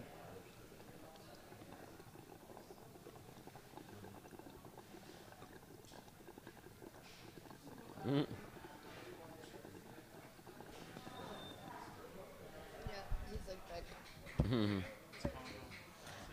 Need some, We need a warmer girl before getting a combo dry sift. need some beeline, yo. Oh, this one's also? Yeah, Uh-oh, we don't want to lose one. Solventless. So, yeah, that should be fun. Here, I'll switch the cam back out. Yeah, I'm looking forward to it. What else are we going to talk about? So I have this beautiful. Show that off. Broke its cherry out. Ooh. Looks I cool. know. Show Are we it off going to to have the- fun tonight? We're gonna have. Show it off. Cool. And so how does that work? That's dope. It's a mothership court swing. Very cool. Or bucket thing. There you I go. don't know. I'm There. not hip to the jive nowadays. I don't know. Nah. I figured it's red, I'm red. So why does it swing? Because we like to swing. heat it up. Show us how it goes. Well, first I gotta get it done. If I'm gonna do this, I'm gonna hit this with a 13. So this is another deep dish idea. It's quartz. Deep dish pizza. Oh It's my like god, a quartz I want. bucket. I want a pizza. I'm so hungry. Oh my I'm- god, I'm starving. We I have to like go how we're eat. just both like, oh my I god, need to eat no food food. today. I never eat enough food. Yeah, that's really cool. It's basically like your bucket idea. So you have to heat the bucket, and the reason it swings is because it swings into place. That seems like quite the contraption for just that little bucket, though. What'd you pay for that one, Johnny? What's that one worth? A new car? Well, depending on what you would New call. bumper, new wheel? I got nice Hot Wheels. They're about the same price. No, actually. Didn't crack in the accident.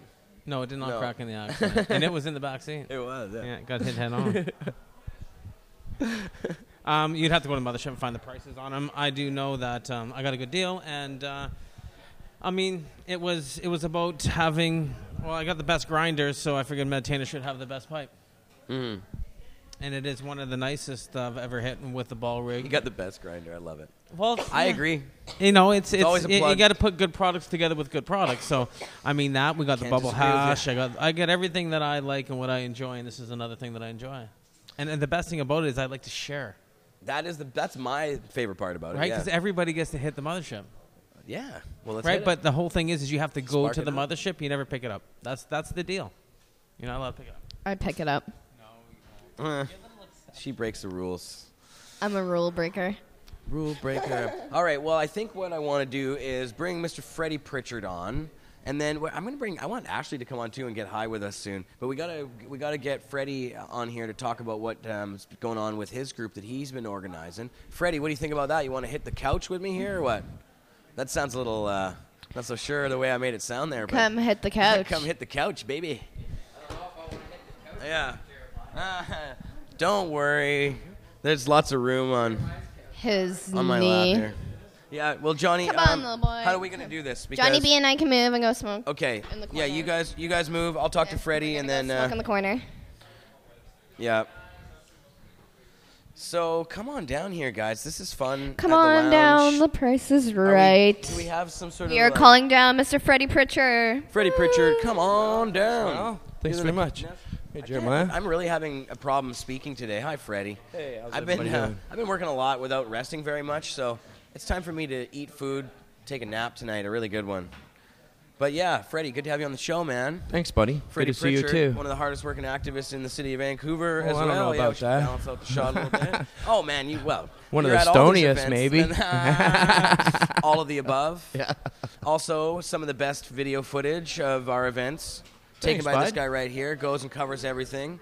And you can find that video footage on YouTube at youtube.com/Freddie Pritchard, is it? Straight up? Just Freddie Pritchard, the Weed King. Oh, it's all, yeah, that's right. Yeah, all one word. Just put in my name, Freddie Pritchard. Google Freddie Pritchard. If you Google it, they'll find You'll it. find me, man. Yeah, I'm yeah, out I'll there put it- everywhere. I made a lot of videos now. It's easy to find. When I go and do the show notes for Chris's thing, I'll make sure to put a link to it as well. Yeah, But sure. yeah, Freddie, I wanted to talk to you because not only do you go and do the stuff at the rallies, at all the events we go to, the court cases and stuff, but recently you've been organizing a crew of a lot of our hardworking activists, getting them together to kind of get on the same page and have a dialogue and that thing. I haven't been able to make it to any of the meetings yet. I plan on it. I plan on coming to a couple of them, but I just haven't. I've been super busy.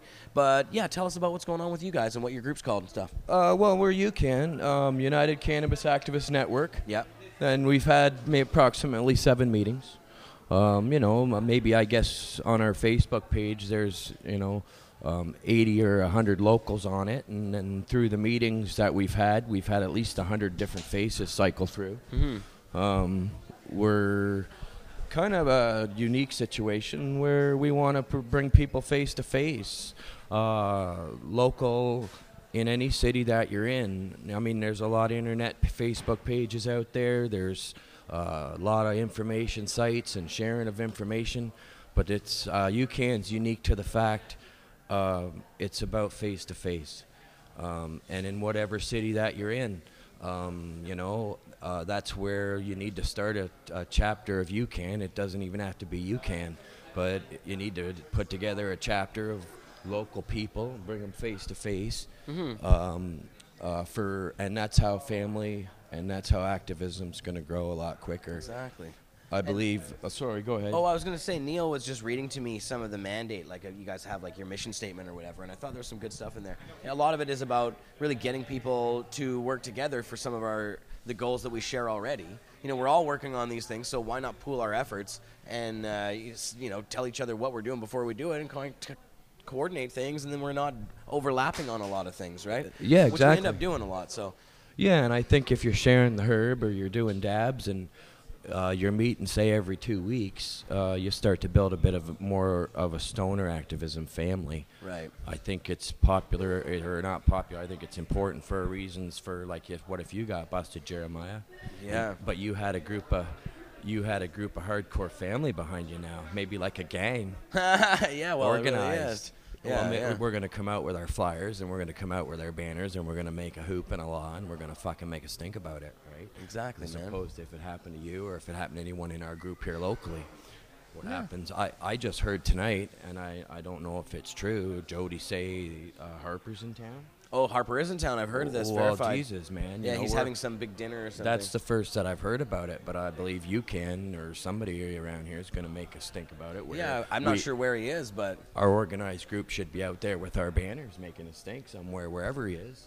You know, I'm pretty sure that somebody who was in the Pot TV chat last night actually posted the address of where Stephen Harper is going to be, and I just breezed by it quickly. That's interesting. And then when I forgot about coming back to it and like recording where the actual address was. So I'm sure that online somewhere you could find out where Stephen Harper actually is and go down and make a big ruckus. Oh, it was 28 Dabs later who posted it. I'd like to shout out 28 Dabs. I know all these 28 people. Dabs is Booth. awesome. Hey, Booth, yeah, what's these guys going are on? great, man.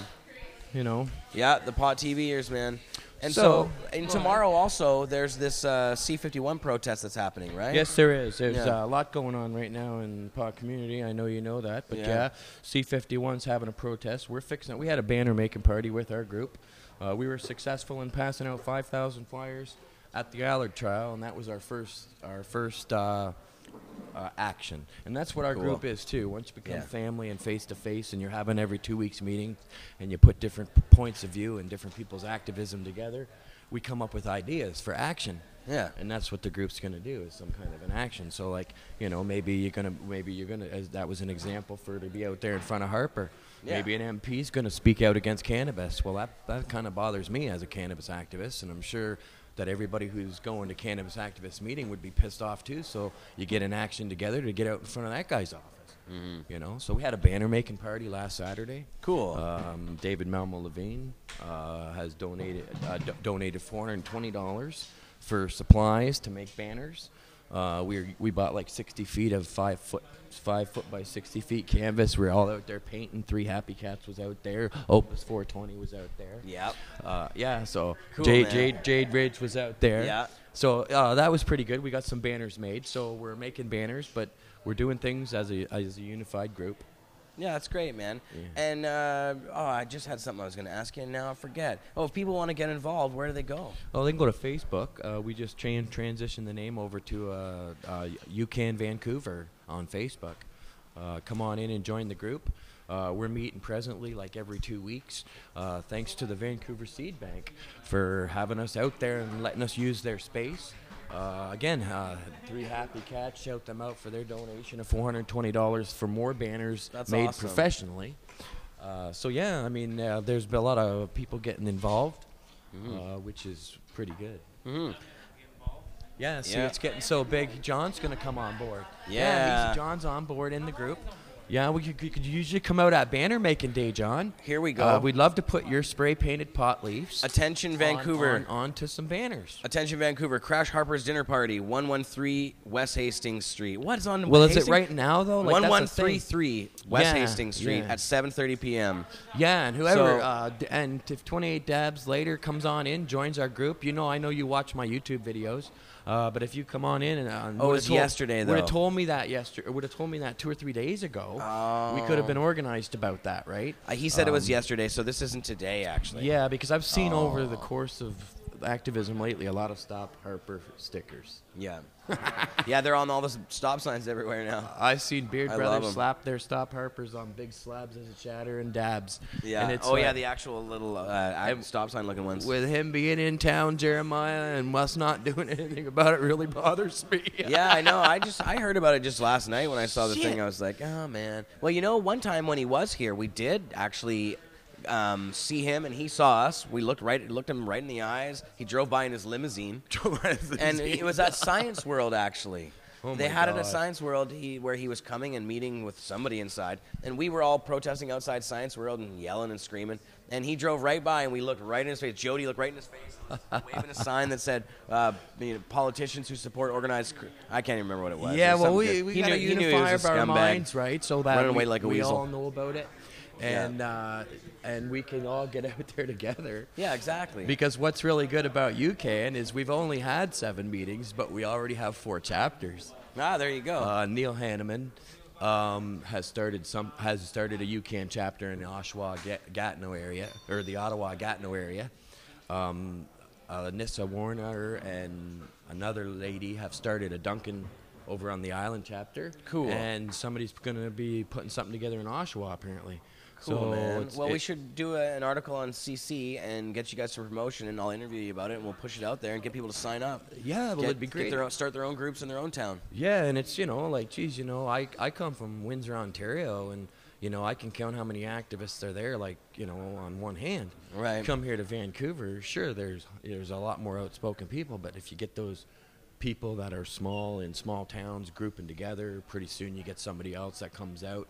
The reason you got to come out is because I'm sitting here in BC smoking BC bud. Yeah. And from what people are telling, it's legal to the south. It's legal to the north. Yeah. And pretty soon I'm hearing we're going to start buying Washington weed cheap. I think Jody Emery has said that at one time. Well, I guess we'll have to see how it goes, but who knows? Well, geez, man, that's pretty disappointing. So the push for legalization, no prison for pot, changing the laws, whether to figuring out who we're going to all vote for to get rid of Harper is now. Yeah. It's never been stronger. Now's the time. And so Yeah, 420's coming up, and we've been doing, I've been meeting with 420 volunteers, and we've had some really successful volunteer meetings at 420 where at the first meeting we had about 25 people. Second meeting we had 30 to 40 people. It was a big crew there, a lot of people. So it was great, and hopefully, if there's anybody from your group or whatever you can pass on, we still need help, and this is for you guys out there. If you come down to Vancouver 420 on the day of at the Vancouver Art Gallery, I'll be there at 5 a.m. Anytime volunteers want to show up, we can put them to work all day long. We'll have a shirt for you. We'll get you stationed in one of our many different areas that we have to do. We've got a bunch of stuff to do, including helping vendors find their spots, security, first aid, setting up stage, taking down stage, all of the other things that are encompassed in that whole event are all volunteer driven. So we can't do it without you guys. It's impossible to do it alone. And it's a major smoke show. It is, man. Oh, it's fabulous. All the booths, it's my favorite. Yeah, it's pretty remarkable, all those booths. And the fact that the cops now are shutting down another road for us so we can set up even more of them. Yeah, and it's like, and then there's what I have a tough time wrapping maybe I'm getting old, Jeremiah, but I have a tough time wrapping my noodle around is still illegal. I know. Because you would not know it that day. No, definitely not on that day you would. And in the city of Vancouver on pretty much any day. I mean, we do really well here in Vancouver when it comes to pot. People aren't getting arrested for possessing small amounts of marijuana. I think that on last count, the year we had statistics, there was only 6 actual charges laid against people for possession of marijuana in the whole city. Wow. And so, but that's not like that as soon as you leave Vancouver. Yeah, no. You don't want to go too far outside the city gates, so you end up getting arrested and go to White Rock and try and do something like this. Yeah, see what happens to you there. You yourself told me before you want to, when we've talked like this, and talk about the legalization and how free it is here, and you yourself say we want to push that. Yeah. We want to push that across the freaking country. We need to. We need to export exactly what we do here to everywhere. Yeah. Because, this farmer's market, we're the only place in the world that has an open cannabis farmer's market for recreational purposes, selling to everybody, except now Toronto's going to do it this next year. Toronto's booked some booths to do it. Yeah, we'll that's what I just shot a video, and I was asking my subscribers to tell me because we used to drive from Windsor up to Toronto. Mm-hmm. We burned, I got a 70-gram video. on my YouTube that we smoked up there. Yeah. And then I turned around the next year and went up and did 100. Yeah. So we got a couple big giant joint showings up there in the old days, 2004 and 2003. Nice. But we used to drive all the way up from Windsor to Toronto, and there was never any booths, never anything like that. No, nothing like that. Everything like that. And I was asking my subscribers if they see any major smoke shows or farmers markets going on. I'd love to see the video footage of it. Yeah, no kidding. From Me too. out of yeah, Toronto, if you guys see any farmers markets in anywhere in Canada or the United States, please let us know about them, because, I mean, I keep telling people that we're the only ones. I'm pretty sure we are. I don't think that there's been an open cannabis farmers market like this since Christania in Europe. Massive. Yeah, Jeremiah. and in That's Colorado huge. even, it's my understanding that they're not allowed to sell outside. They don't have any of this stuff going on the road. There's nobody shutting down streets and doing this kind of stuff outdoors. There's no farmers market model there. So Colorado itself, there's reports. Colorado themselves are not even allowed to show their weed, they've been told. They're not allowed to show their weed. They're not allowed to sell their weed. They're not allowed to give any free samples. Yeah. Because they're in violation of all the codes and everything. And that came out last week in a couple reports. So it's like, wow, it's a legal market there. But look up here in Vancouver, man. Yeah. Oh, we're going to be getting high. Oh, I know. It's funny, the difference. Yeah, we're totally illegal, but we're going to be the highest of all. Yeah, and if you look at some videos that are out there, I got some too, and tables. And there's a lot of weed. Like a huge is an understatement, eh? No kidding. Well, the cloud that goes up at 420 at our event is gigantic. And that's, David Malmo Levine gets the whole entire crowd to sit down. We toss the joints out, part the seas like Moses, and get the girls to walk down, hand out all the joints. But nobody who's standing gets a joint. Only the people that are sitting get joints. Oh, so yeah. that cuts down on the whole stampede thing. And it's very peaceful. But everybody has a joint, basically, because we hand out pounds and pounds and pounds of them. Oh, I know. We've been watching them roll. UCAN's been going in and having their meeting there the one night at Vancouver Seed Bank, and they got all the weed out, and they're rolling. They're all stacked up. Yeah. Then there's another big bag of them, and it's like, I know, it's hilarious. I got to take some pictures. Neil needs to take a couple of photos over there. Hi, Mel. Oh, look at there's Mel back and there. Hi, Ashley.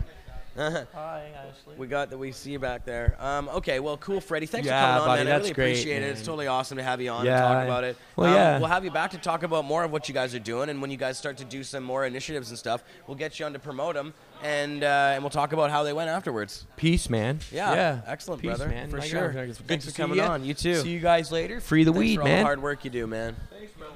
You too. You keep it up too, man. You do a lot of stuff. I will. Guys, I'm this not guy's stopping the hardest anytime working soon.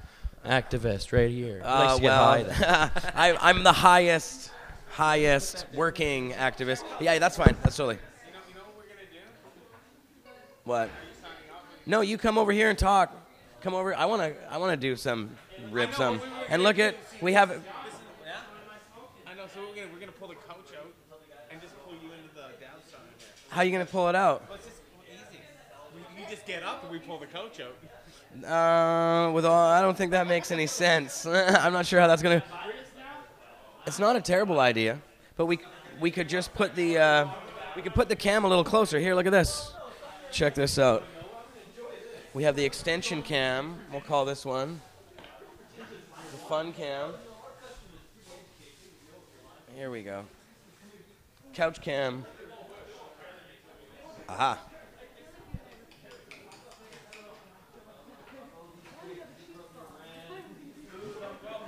Now that's Big Jer. That's Jeremy, manager of the Cannabis Culture Store. Hitting some solventless something, I bet. 13-week Medi Lights he's rocking over there. Very nice. Am I good? I like to hear that. I'll man the mic. Yeah, you man the mic. What's up, Pot TV?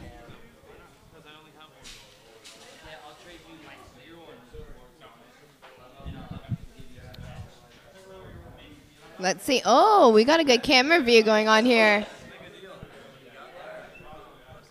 I wish I could bring all of you Pot TV longers in here. Then we could all do dabs.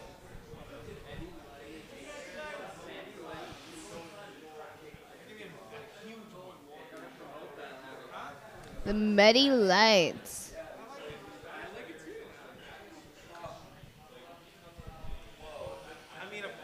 How was that, Jeremiah Vandermeer? was delicious. You need a microphone over there. He's rocking a hash, dry sift, and the rosin. All right, well, it's about 5 minutes, too, so we're going to end the show in about 5 minutes. But this was a good one. Here, let's go back over here to Johnny. Come sit down. That's funny. So, hi, Johnny B. Hey, buddy. You all in one piece over there? Yeah, I'm fine. Doing okay? Neck's sore, actually. Your neck is sore, yeah. Fucking stupid idiot. That's funny that guy was making that left turn. I didn't realize he was actually in the wrong at first. He I was like, totally oh, in the shit. wrong. Yeah, that's totally true. in the wrong. Now that you say it, I was like, wait, that's weird because the guy's like, "Oh, you were backing up, blah blah." I says, "It makes no difference. He was in the wrong. No matter what I was doing, he should have never been turning left." Yeah, that's true. I didn't even have to look on that side because there was no reason for me to look on that side. That's true. And I was looking directly at you, backing up to pick you up. Yep, you were. You know what? I know. I was standing there watching the whole thing unfold. It was kind of humorous. And it wasn't for me. No, I know it wasn't humorous. Definitely wasn't humorous to you at the time. But you know what? It is what it is, and it's okay. You know what? I mean, he's okay. I'm John, so it's all good. Exactly. You know what? And why did you? What I wanted to. There was something that you were going to talk about. Well, what I want to talk about today is just about the 3 solventless hashes, and we get into like just dry sift. Yeah, here, show it off on the cam. Okay. So first is the bubble. Bubble. Let's see if we can get that. Oh yeah, that looks good. So that's the 73, the 90, and the 120. And what I did with this is I did a 1 gallon bags, put roughly about an ounce of sugar leaf into the bags, mixed it with ice in the sink. It was really easy. And I got some really epic full melt resin. Really, really tasty. This is the strain I'm now calling Medi nice. Lights. This is the rosin I pressed out from the little buds that I was making when I was doing the dry sift. I don't know if that's grabbing or not. But everybody knows what rosin looks like, so that's the rosin. I'm saying it right. I was saying rosin for so long, and everybody's on me. It's rosin. So there's the rosin from the same strain, and that's what I got when I was actually making the sift. So, and of course, you got the gland has all the sift in there. So it's not that much in there. I got the other containers. But it's about Dry just sift. getting 3 solventless, and then I took the 160 bubble hash, Yep. and I pressed it out. That's what you just tried. Yeah. In the screen, and oh my God, wasn't that tasty? That was really good. It's really Super uplifting, smooth. super smooth. So that was the bubble that you pressed out into rosin. And it was the 160, and I made little 160 because I was drying it myself. I made perfect little chunks. So what happens? Okay, so why take? I'm confused. You Here, take pass bubble me that hash. bag right there. Okay. You take bubble hash. You put it on the screen. So what do you left behind that's not rosin? What's left? What's on the other side? Like what do you take off? Like you take off the buds? A piece of leftover. I would need that other bag. junk actually. or something. What do you want? No. So what I've done is I properly. I'm confused. I know you're confused. That's why I'm gonna just show you. Okay. I just dropped my judge's pack.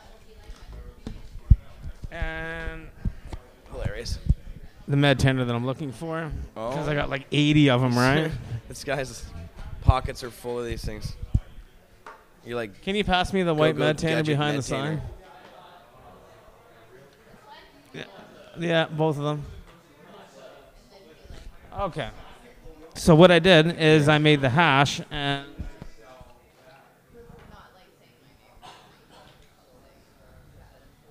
when I dried it like this. So I dried it in little nice chunks.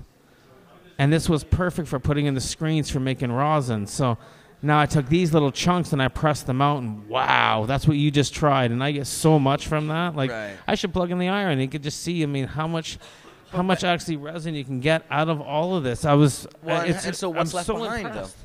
Just What's- the plant material? Just plant material. Just like a little bit Just of dirt. Just a little bit of dirt. Like I even chewed on it, and it was just like, and I was like, oh, that tastes kind of gross. Yeah. But That's funny. I got such a really good return from this. I was really, really impressed. So, I mean, for me, grabbing the 1 gallon bags and doing this was a whole new revelation for me because it took me 20 minutes. And when I woke up in the morning, this was already dry, and I was pressing this for breakfast. It was like, this is awesome. That's what you do for breakfast. Then. So, well, you know what? It's you got to get your medicine for the day. yeah, that's right. So, I mean, it's kind of routine. Cocoa Everybody's got the Pops routine, and stuff like that. pressing. It's just a good little squishing the rosin. Hey, it's what's working really well for me right now. I'm really enjoying it. But as you can see, I wouldn't be able to get it if I didn't start from bouncing my buds, and that's what. And it just led from everything from there. So I'm still getting my dry sift. Yeah. Then I'm able to take that, make my bubble hash from the sugar leaf on the side, and all the little small buds. I press it out and I make my rosin. Yeah. And then after I make my bubble hash, I make more rosin. Now I've used everything. Now the bubble hash, the material I made my bubble hash with, is upstairs drying.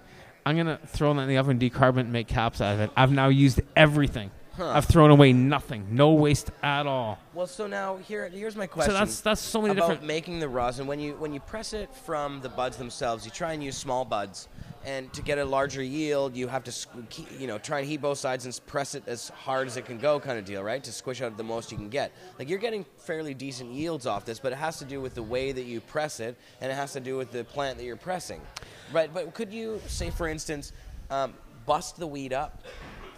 And then put it in a small area in the same thing, so it's still compact. The tighter into one. the compact, right? So I heard people putting it into nylon, squishing it really tight. Yeah. I found with the sativas, I'd press them, I really get nothing from the Congo. I was really discouraged. Yeah. So I compacted the buds really, really tight, and then I was getting nice rosin. So I find the tighter the compact, that's why I like these really hard little nugs. That's what I'm saying, right? And I was talking with Soil Grow, and he was saying the same thing. The harder, and he was talking about that in the last Hash Church. And we are both getting the same thing as we find the harder the nugs. Now, some other nugs I'm finding. Bust it into a dust, press that into the hardest compact thing you can get, like a rock. Well, I can take my dry sift and I press it out. It goes almost clear like shatter. It's almost like see-through because there's no contaminants in there, right? So I'm really been just playing a lot with it and really learning it. I find some of it I can't even get off the paper. Yeah. And I'm finding that's probably more the terpene. It's no, because we were talking about that and how we get that off. So I went back after talking about it in the House Church, and I had my rosin. I would roll it in that, and oh wow, the flavor was just unreal because it was almost like an oil that you couldn't even get off the paper. Wow. And so how much is that terpenes? Why doesn't it come off the paper like that? How much is that terpene base? What does that come from? Well, it will come from inside the plant itself. So you're looking at fats or lipids, right. or it's of course they're all oils, or all essential oils. In fact, is what we're looking at. We're looking at those flavors, right? Right. So is it now that particular? It would be nice if we could take that particular, what we say, the oil that we can't scrap, and have the terpene profile done it. Then we would know what it would be. But we don't know that. We're all guessing. But with science and with the legalization, what's going on? Russo, Chris was talking about Ethan Russo. He's done some cool terpene stuff. There's like a terpene chart where they categorize some of them and break them down and all that stuff. Yes, I do have that at home. Yeah, that's cool. All the different terpenes and stuff like that. And it's interesting to see which ones modulate mood. And that's why they're looking at that more on... I was talking with my psychologist. They're taking a really close look at cannabis, their terpenes, and how they affect mood. Yes. It's That's a they're huge relating. thing. The lemon one makes you feel like this. Well, but they're finding that a lot of the flavors and colors give you happy signals and stuff like that. Yeah. So, I mean, you take a nice smell of something really nice. I mean, that's what we're looking at. Happy signals. Yeah. Well, a good vibe. I definitely feel that weed gives me happy signals all the time. Different kinds, different angles. But yeah, it's after 6 now. It's 6:04 here in the beautiful city of Vancouver. We're down at 1674 Davie Street in what's known in Vancouver as like the gay district, essentially. Not to just I think that was going back mid 80s. Well, yeah, but 86. Davie's still pretty gay. It's I live everybody's in this neighborhood. So everybody's got their. Do you? Yeah, I do. You live on the other side. I live a few blocks down. This is funny. If we're sitting right here we're on Davie Street between Cardero and Bidwell. My house is straight away 5 blocks down between Cardero and Bidwell on Harrow Street. So I live just 5 blocks directly from here. Really? It's pretty awesome. I could roll right out of bed and into the location and have my breakfast here while I press my nuggets. For rosin, that is. Well, so you should be doing that. Right? That's it's just. Were you asking something back there, Hempseed? Yes, if you want to go to Capitol when you're all packed up. You're damn right I do. I'm so hungry. Waffle sandwich, chicken and waffle sandwich at the Capitol, $4.95, just up the road. Whoo, baby. I got a car. Anyways, yeah, I'm really. I got a car for like a week. My car is going to be gone for at least a week. That's fun. We should go do some teardrops on a school field or something. No. No? I would definitely like to fun. maybe take this this hash right here. You guys are going to miss all this, but I want to let you try the dry stiff, the rosin, and the bubble, all with the same flavor, so you can get the different feel, because there's such a different.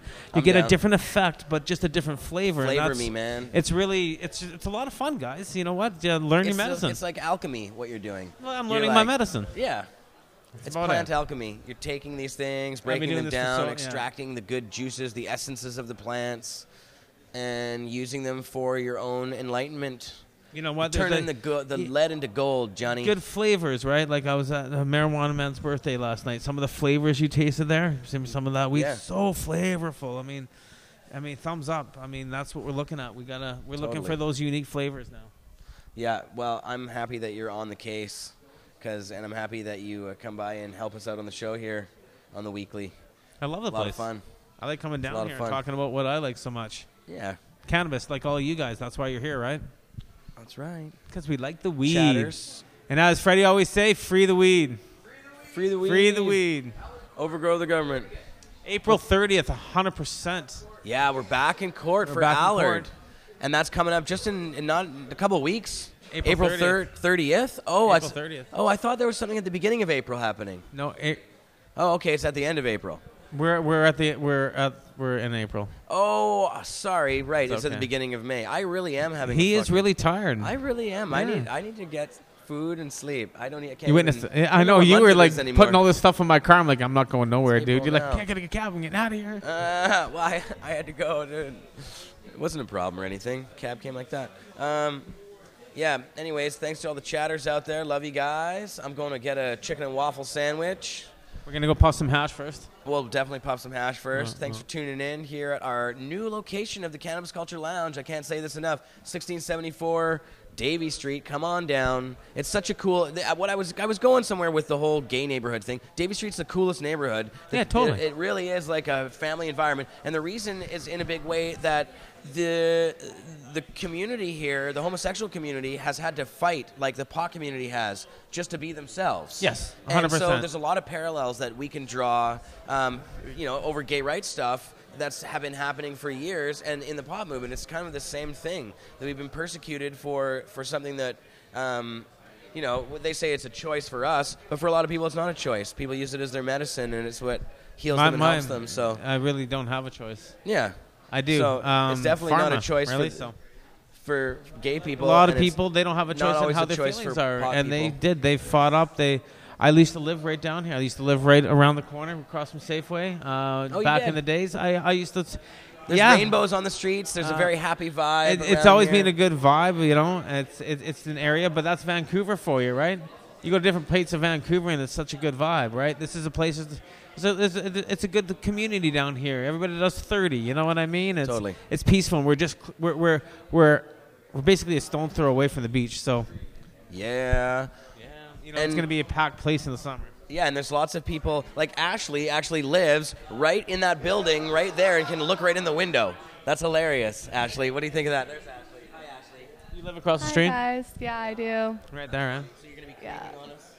Yeah, actually, it's really funny. I feel really weird. Like, I'm like, hey, there's that there's a Cannabis Culture right outside my window. Well, I'll send you text, and then we should communicate. We could work out like a flashing light system. Yeah, Morse code, right? Or we could maybe set up like a pulley system where you can zip line weed and dabs back and forth. Yeah, pulley system, some sort of that'd be hilarious. Hey, did you have some buds you wanted to show off on the show? Meh, I don't know. It's okay. Should I? Okay. She had some buds that she went back home to get that I won't say Bud where exactly. I'm going over to dab. But Ashley's getting in here and showing off her buds. We were going to smoke them, so I thought we'd show them off. But yeah, you guys can tune into what we're doing for the 420 celebration on Monday. That starts at noon. The actual broadcast starts. So I think. Oh yeah, here I'll turn the other bud cam on here. That's the Ashley bud cam. Oh, yeah, nuggets. Now, what is this? I have no idea. Oh, It's cushy. Yeah. But somebody you know is responsible for this, though. Yeah, I was my first time, so, you know, I'm medical and I'm sick, so, you know. That's awesome. It's definitely really nice bubba. Yeah. It's definitely Beautiful. beautiful. You got just some seeds or something? Like, They're clones. yeah, definitely really nice bubba. Cool. Well, that's cool, Ashley. You should get in here. Yeah, you should get in here. So they probably want to see you on cam rather than see you than me. that. Definitely, rather see you than Johnny. Well, that's cool. And so, where did you grow these? In your house? Yeah, I did. You did. Cool. Yeah, And how did you set up your system? I had a tent and everything, but unfortunately, my landlord is super nosy, and Oh, no. I had some incidents, so I had to shut down a little bit early. So that's why it's not the best. Oh but no. Yes. Is that why you're not living there anymore or moving out soon? Kind of, yeah. Oh, no. So Jerky landlord. just for all you MMAR patients out there, make sure that you're actually licensed to where you are, or you're going to have some problems because, yeah, you know, everything's in a gray zone, but they will still landlords- try to evict you, and they will still invade your space even when they're not supposed to. So. Huh. Well, and fighting it is always annoying. I mean, you could try to fight it or something, but then you end up living with a bunch of people who are angry at you. You know, you don't want your landlord to be mad at you anyways. It's not really a nice living environment. But, yeah, that's tough. I know, it's very hard. You know, we went through this before because there was a woman who used marijuana, and unfortunately her landlord booted her out. This was here in the city of Vancouver, and Mark even went and brought her Volcano and stuff. But she had some serious health problems, and they kicked her out of her apartment, and they just kicked her out onto the street. And she actually ended up dying, and it was really sad and horrible. Oh my God, that's Yeah, but it horrible. was like, you know, this is brutal stuff. They don't really give a shit, and they will kick No, you they out don't. if they don't have to have any real reason if they want to get rid of you. So. Well, the whole reason that they said, even though I had, you know, I am a MAR and I have a tent and everything is good, they tried to say that it was a fire hazard. And my boyfriend's a firefighter, so I find it really funny that, you know, they tried to say that. It's a fire hazard, yeah. Yeah, Well, fire we have a hazard. fireman right here I was just like, in case. are you guys a fire marshal? Pretty sure that it's in a tent and I'm like allowed by the government and everything. But Right. yeah. Well, you know. yeah, it looks like you should find a place that's a little bit more friendly. There wasn't a lot, I know. I wasn't here. I know. Well, and I don't know why we haven't been smoking some of these extracts. I've been running. See, I have to run the show and do stuff, and I don't have a bong. We should have had a bong. We can probably get one. We can get a bong from the counter. Are there bongs available from the 996. counter? Hello. Somebody I hook don't me up know with a who bong. You are, but you know me. Yeah, grab me a bong. Jared's gonna grab me a bong. But we should totally. Can I hit some of what you grew? I want to taste it. Is that cool? Sure, go for yeah, it. I want to hit some in the I bong. have some in my What do you got grinder. here, Johnny? Oh fuck. Oh my God, is that the? What is that? Medi Lights. That's the Medi Lights. Okay, so this is different than the Medi Kush. Let's show this off. That's nice. Some Medikush and Northern Lights cross. Oh no.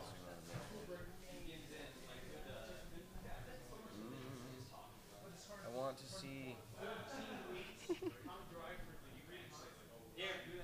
No, it's not working. Okay, there we go. Wait, there we go. There's your Medi Kush. Medi Lights. Medi Lights. Oh, sorry that she's headless now. Okay, there we go. Now I got a bong. You're gonna load hers up and then you're gonna hit the CT. Yeah, I'm gonna load up this one first. Oh, she should hit that first. Do you want to try this first? Yeah, sure. Okay, you hit that first, and then I'll try yours after. Just so, ladies first. Double fist. Double mics. I can talk to one. Do like a Beastie Boys thing. Oh, grinder. Can I use my? Here, let's see. Here, hold on a sec. Oh, okay. You're just gonna have us. Hand bust. Nature's grinder.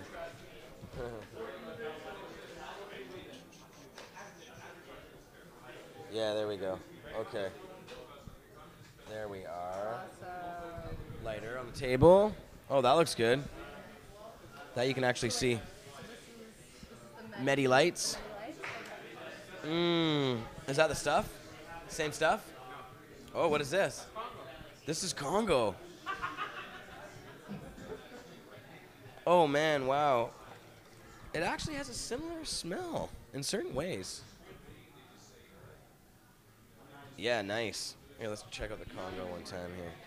One time with the Congo. Very flavorful. No one's tried this, right? So it's like new for everybody right now. Very, very tasty. Yeah, do that.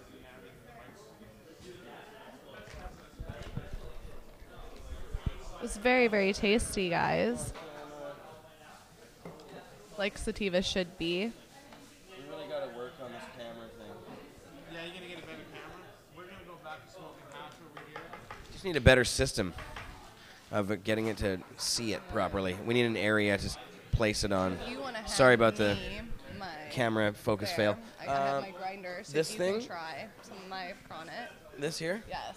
Yes, Nice. yes. Yeah. Yeah, I'd love to try it. And so you don't know what it actually is, so we'll just call it like Ashley Kush. Ashley Kush. We're Ashley. the guy that we got it from said that it was an OG, but I don't know. No, it didn't grow like one. No. So yeah, Wasn't I the think maybe ocean grown? I was thinking maybe like Original John said, gangsta? maybe a bubba because of the way that it grew. The plant Right. went purple. Oh, yeah, like that's dark right, the bubba. purple, and it wasn't because of temperature. So Awesome. Thank you. you're welcome.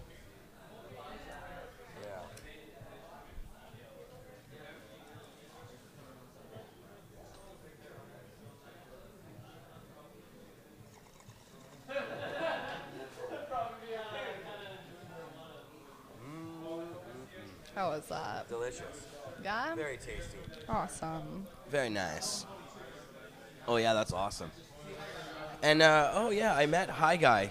Oh, okay. The guy who's actually named Guy, who makes Hi Guy bongs. I met him the other day, and I took a picture of him with Duchess, my big, huge Hi Guy, Oh, I love Duchess. Hi Girl bong. Yeah, Duchess. She's awesome. She's awesome. So she got to meet her dad again. And, yeah, Well, take a that's photo. good. I haven't posted that up, or maybe I...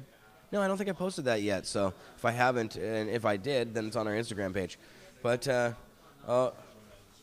chatters, somebody spamming. I don't know what's going on in the chat, but Let's see. anyways, guys, it's been a fun show. I'm super baked now. Check out the 420 celebration starting Monday. I think it'll be at noon that we actually get the live feed rolling. It's possible it might happen before that, but just watch Pot TV for the fun on the day of. That's Monday, April 20th coming up.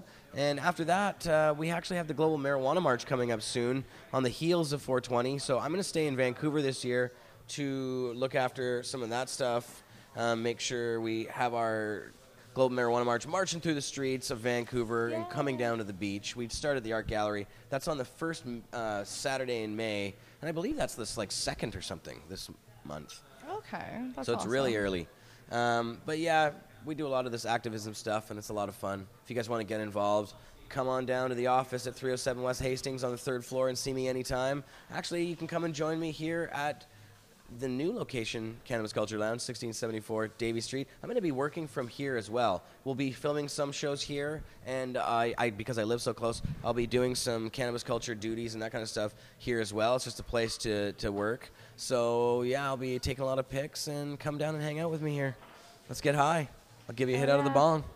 Thanks for coming on the show, Ashley. It was fun. Thanks for having And thanks me. for giving me a nice puff of your awesome stuff. Yeah, Good no work on that. problem. Thank you. Very good. Yeah, we're wrapping it up. Yeah, thanks for coming on, Johnny. Appreciate it. Love you too, Johnny B. And Mel Hempseed.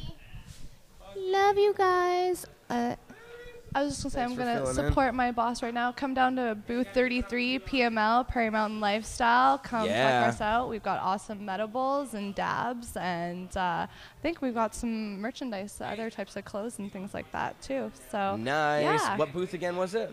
Prairie Mountain Medicinals, PrairieMountainLifestyle.com. What's the number? The booth 33. 33 on the map? Okay, cool. The map is available online at 420vancouver.com. Yes, Johnny?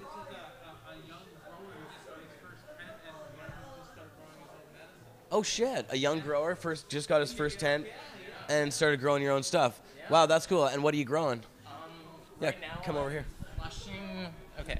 Right now, I'm flushing. Okay. Yeah, you can come I'll come over and sit. Yeah.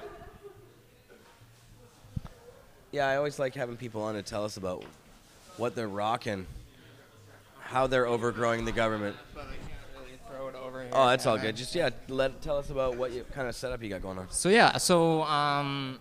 Actually Johnny B helped me set it up. Yeah. Working with the best.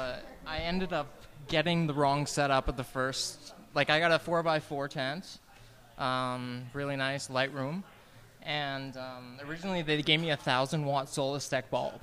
Right. And Johnny B's like, that's gonna cook the shit out of your plants, right? Yeah, for a small space. I mean, I'm only growing 2 or 3 plants at a time, right? Maybe one in veg and then the rest in flower, right? So Johnny B gifted me a beautiful cut of a Barbara bud on my birthday. Nice. Oh, cool. And I'm loving the terp profile on that so far. I'm flushing it. Did a long grow. And I'm also growing a Bay Dream, which is towering almost up to my chin. Nice. Yeah, it's crazy. Doesn't take long. And then rocking a New York Diesel in veg right now. And I just popped in Northern Lights and a Guava Kush. So I'm excited. Yeah. Cool, man. Well, you'll have to bring in some samples when you're done. For sure, man. Check it out. Cool. What did it cost you to put your whole setup, if you don't mind me asking? What does it run you to do something like this? With the light, the ballast, the charcoal filter, everything together, it was, $1,200. So affordable, actually. Affordable. Not a bad Affordable price. to put something together to, if you want to just start growing a little bit for your own, which, everybody should.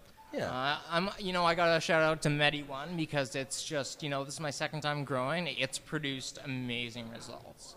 And, I don't really know what I'm doing. I'm learning, right? But it's kind of hard to fuck up when you're using Medi1.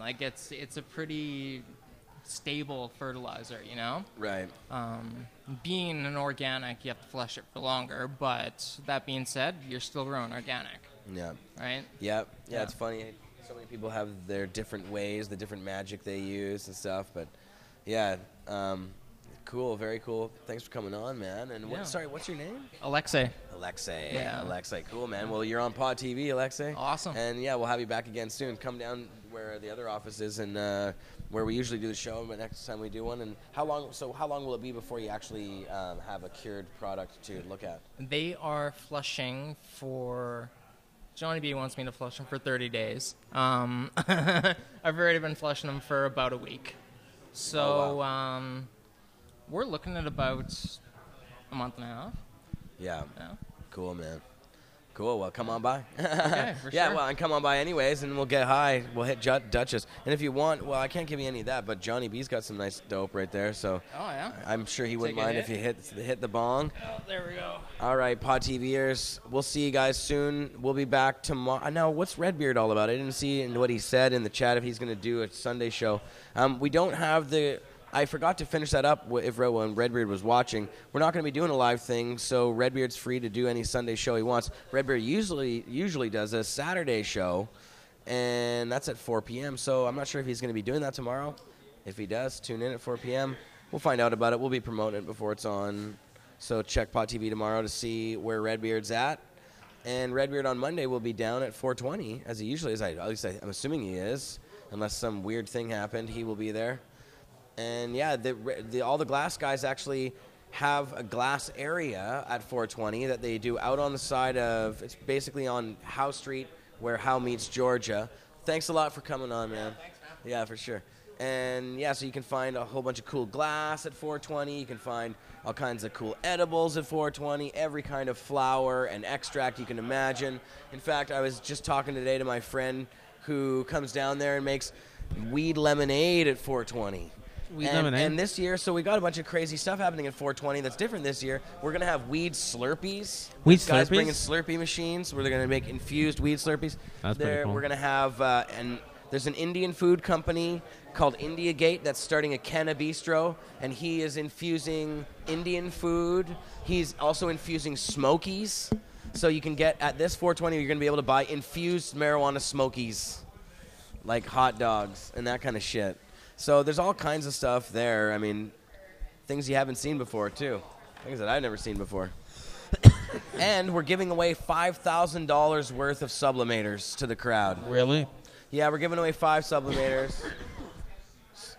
Or wait, is that right? Yeah, 5 sublimators or more. We're giving away a bunch of stuff. If I get lucky and I'm able to get to CSA Transport on a Sunday, I'll be giving away some limited edition Vancouver 420.com med They didn't arrive. Well, you know, it is what it is. They got they didn't make the border. They got held up. They didn't make it, and oh no, the medtainers at the border. So, well, no, it's not. Bastards. It was not at the border. It was they were in traffic. Blah blah blah. It is what it is. Oh, all that shit. Oh, everything coming up from It was California and stalled. stuff like that. Things got stalled.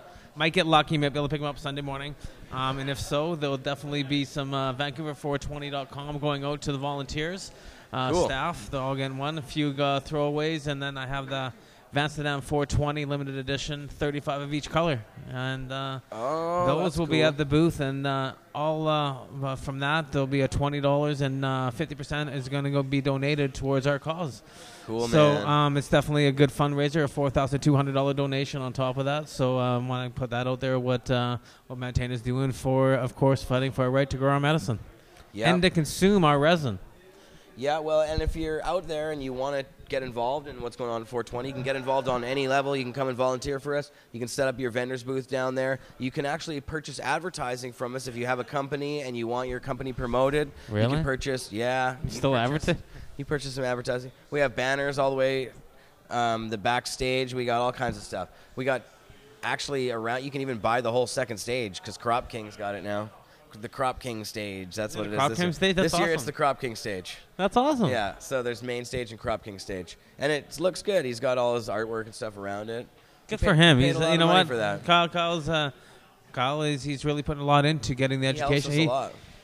That did us He's a big making it favor. known. He's making it known. He's making Yeah. it known that seeds are something that people should be able to buy anywhere and everywhere. He's getting them in the corner stores. He's taking them.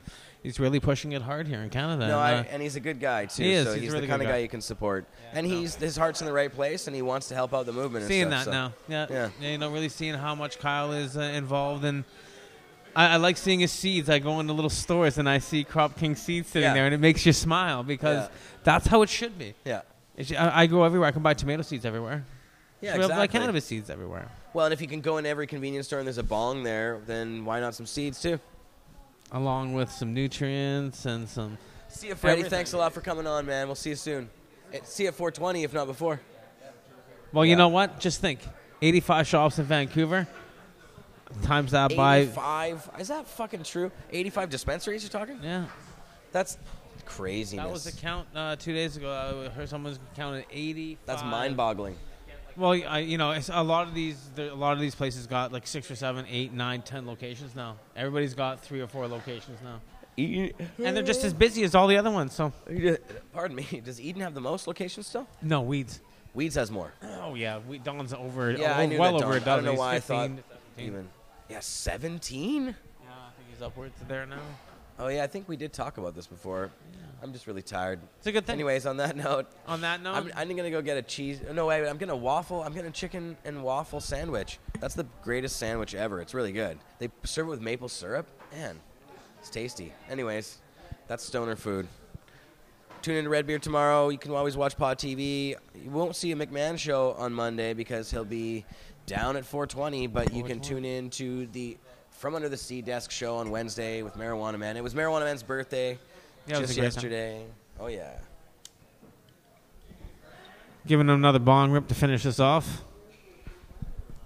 Hope you guys are ripping with us. Puff and pass. I'm getting back to doing some hash dabbing. Peace, guys. Thanks, Johnny. Always. That was beautiful. Bye, guys. We'll see you next Friday, 4 p.m. PT. Peace, Pot TV. Love you. Said nothing about the disabled people. What? Oh, that's the chatter. We're still live? Yeah, we're still live. Yeah, but you were just interrupting. Oh, I was just reading the chat and it said that you said nothing about the disabled people. Wow. Backpacker. What about well, the you disabled know, give people? it all out to the people there. That's all. Yo, Chris We're talking is in about the medicine. audience. What's up, Chris? You missed the show. That's okay. You can watch it on rerun. Oh, Chris. I was going to have Chris on the show today. Well, that's what who I wanted to have on the show Well, today. then why don't you get him forgot. back on here? Are we off? Hey, yeah, can we... I wonder if we could tune him in real quick. That'd be fun. We still got watchers. Set up the Skype. There's 38 viewers. Good enough. 38 people want to watch us. Are you in front of a place where you could do a quick Skype connection and tell us about? I'm so glad you tuned in because you know what? What I didn't show off was this. There you go. 420 Toronto. Definitely nice looking shirt. This is hilarious. Clamtoe's mom is getting mad at me for because I keep ending the show and not ending it. You know She's what? telling me to make up my mind. I always do this. I just don't want to stop. Just keep the cams rolling. My whole life, all the time, 24/7. Everybody's surrounded around the Truman pipe over there, and they all want to dab. Really watch that. Actually, they might. Did you Skyping? So yes, Chris, there he is. He may have stepped away from the cam. Yeah, it's the show that never ends. We should probably just wrap it up. But I did want to talk to Chris about what's going on 420. Chris, are you going to have a live feed available? Chris will probably have a live feed available, I'm sure. They're going to have their BlackBerry playbooks in the crowd. Love you. At the very least. They probably have a... Oh, he could get on for a quick minute. Okay, let's see if I can set up Skype real quick. Let's do this. This should be able to be doable. Sorry, Clamtoe's mom. We're going to keep going. This is a marathon show. This is what happens. I think we should go until 420. Yeah, we still got... Hey, why not? Didn't we talk about this? That goes for 3 hours. Didn't we talk about this on the last show? What did we talk about? 24-hour show. Oh, I don't know. A 24-hour show? Like a 24-hour... A 24-hour episode. We've done a 12-hour show before. I think we should... A 420 should definitely be a broadcast. Did we do a 24-hour show or a 12-hour show before? It was the money bomb for Mark when Mark first went to jail. Okay, so I can't remember if it was 24 or 12, but it was a long show. I think we got to pre-plan it. I believe it was... We have people to come in at certain times, and it will be some kind of a dab-a-thon along the lines of you can only smoke certain... whatever. Oh, look, here's Chris. Chris. So here he is. There we go. And, we've got him on audio first, so we'll be able to hear him before we see him. Now we see him. So yo. The volume here. Hi, Chris. Hey, Jay. Okay, so they can hear you right now, and I can hear you and see you, but they're going to be able to see you in a sec. Hold on just a sec here. No worries. Our screen up. There it is. Dun, dun, dun. Just got to make it the right size. Looking good, too. He's puffing a big joint. We'll get you right in the middle there. Screen. There he is. Mr. Chris Goodwin, manager of Vapor Central in Toronto. Hash mob organizer, one of the best and most active activists in the country. Chris is always doing something, and it's always amazing what he's doing. Say what? How's the new location? It's awesome, man. It's so far so good. It's beautiful here. Good to hear. It looks great inside. We weren't able to really do a real... I wanted to... I kind of was behind on things getting ready for 420. I was going to take a photo of the awning outside so I could show people the brand new awning that was just put up. But I just wasn't able to do it before the show started. But we'll show that off next time. So, yeah, Chris, how are things in Toronto? Tell us about your 420. This is going to be the first year that you guys are actually doing... you're actually going to have... It's open to vendors, and you're going to have people selling pot and all that kind of stuff, right? Well, we had like 4 booths last year. 2 of them were selling weed last year, but it was never really an official thing. Oh, okay. I didn't realize... Opus had the dealer booths from Stage, and... yeah, I knew about Opus. Yeah, this year, 24 vendors. Half of them are going to be selling weed or dabs or edibles in some fashion or another. And, yeah, it's a huge show. Crop King Seeds came through enormously for us. Yeah, we were just talking about Kyle, actually. Here, I'm moving the chat window out of there so I can see it. But, yeah, that's great. Kyle has done a lot for us, too. He's actually sponsored our second stage, and it's called the Crop King Stage. So, yeah, no, that's very cool that you guys are moving forward, Chris. And how many people do you expect to show up? Well, last year we probably had about 14,000 people, well over 10,000, and we're hoping for similar numbers this year. Awesome. Excellent. And was there a lot of interest in selling your booths and all that stuff? Oh my God, we sold out in like a couple days, and I get emails every couple days hoping that there's something available or somebody dropped out, or I got to go to like 100 booths like you guys have next year for our 10th anniversary, by the way. That's awesome. Now this is actually what's weird, in 420 itself is now 21 years in the past it started. So it started 21 years ago, but it's actually in Vancouver, kind of our 20th anniversary, or it's I don't know what you call it, because we missed a year once. So, right. Yeah, so I'm not really sure how we refer to it.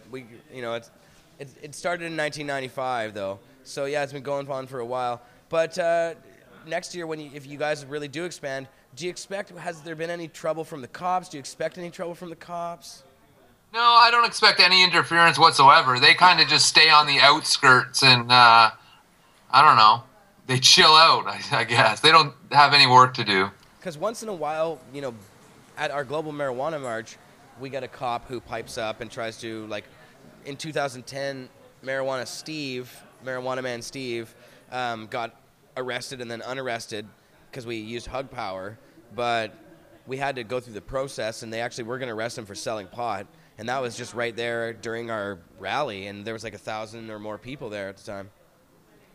But so, yeah, it's a strange thing. Sometimes they do. That's good that they're staying on the perimeter of the event. Like ours in Vancouver, the cops, we don't even see them anymore. They don't even show up there barely. They're out on the corner, and that's about it. Yeah, so Chris, how's everything else there? How's Vapor Central? I know you guys are doing just tons of shit there. Yeah, Vapor Central's busier than ever. We're having our 420 yearly sale. I see you guys have yearly memberships now as well, and monthlies. We're just starting that process, yes. Right. That's a good Chris idea that we hadn't implemented for a while, but Chris had been arguing for a long time, the membership model. Yeah, I actually agree with it. I think it makes sense because even though you're getting less over time, they're coming down, buying chips and pop, and they might not come down all the time anyways, and so on and so forth. And it also is a cool thing to be able to offer people something where they don't have to always pull something out of their pocket, or have $5 on hand. They have to show their membership, so they still have to pull it out of their pocket. But you don't have to, that at $5, if you're hanging out a lot and you're coming down every day, that can get to be a lot. So for the diehards that do want to be here and are contributing a lot, it's cool to have them down here doing that kind of thing. And they're able to do it for a price that's affordable. Right. So there you go. It's nice. And Mark is awesome in the store. He's been downstairs dabbing in the store. That's been really hilarious. I can't wait to see the new location. I think Aaron and I are going to come out for Cannabis Day maybe again or something like that. Yeah, Mark was here yesterday dabbing people up, so he'll be going back and forth from store to store. But yeah, the new location has just been painted up nice inside, Chris. And so we don't have any art on the walls yet, but that'll be going up. We have some big TVs. We have a crazy dab bar. It seats about 50 to 60 people, I think, if we get a couple more tables in some of the spots that we were planning on it. But yeah, it's great.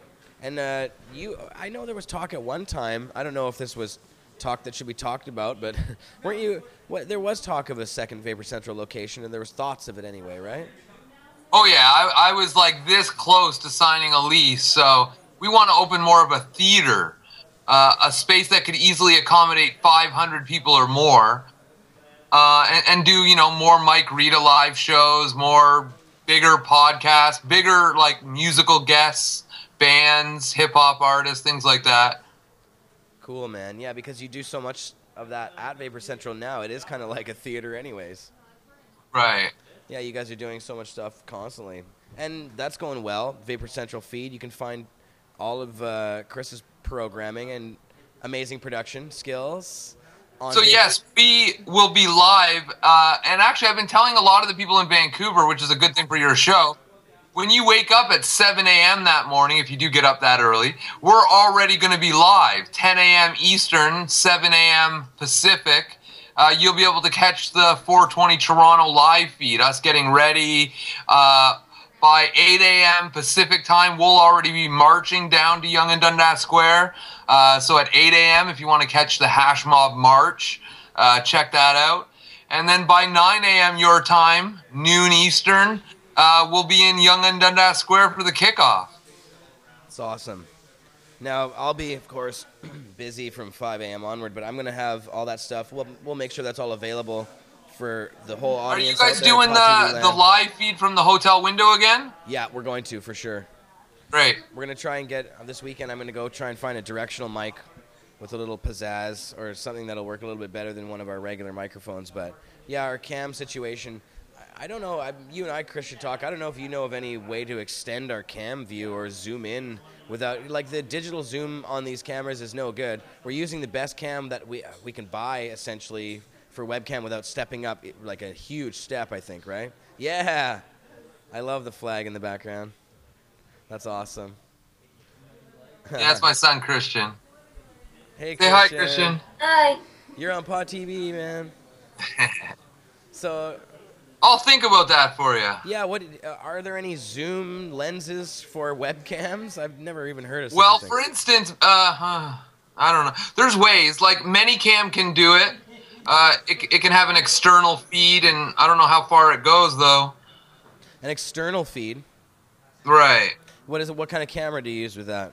Well, you can use a cell phone or a tablet. Oh, I see. Oh. And then there's a Manycam app specifically for that. Huh. Well, that's interesting. Well, and it runs through Wi-Fi routers, so there's that option. Interesting. Well, we'll play around with something like that. But, Chris, thanks for coming on, man. Is there anything else that you want to say before we go here? Drop where to find all the stuff. You can livestream.com/VaporCentral to see live programming by these guys, or just go to pot.tv. And we'll also have a second feed at livestream.com/hashmob, like we do every year. If we have anything else going on, we go to the second feed. Yeah, exactly. Yeah, that's cool. You guys got both your... Are you taking the Blackberries down there?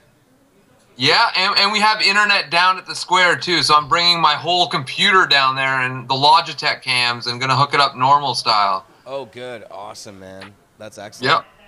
Very cool. Well, thanks for coming on, Chris. Appreciate it. Thanks for all the hard work you do. We love you guys at Pot there's TV. Aaron. Hi, Aaron. Love you. Miss you guys. All right, bye, Jared. I wish I could come for the Global Marijuana March, but I'm not going to be able to come this year. Oh, I know. I can't. I just can't. Like, we can't afford to send me, and you guys are going to be able to hold it down out there, and you'll be covering it really well. So it's kind of, you know, I'm going to have to do the Global Marijuana March. Somebody's got to do it out here.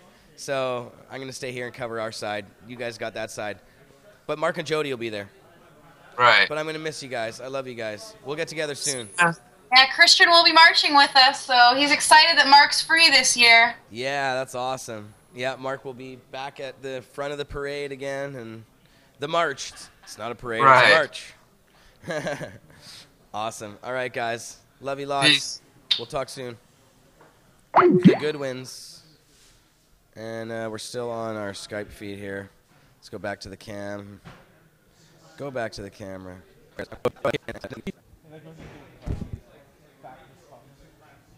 back. Where's the microphone?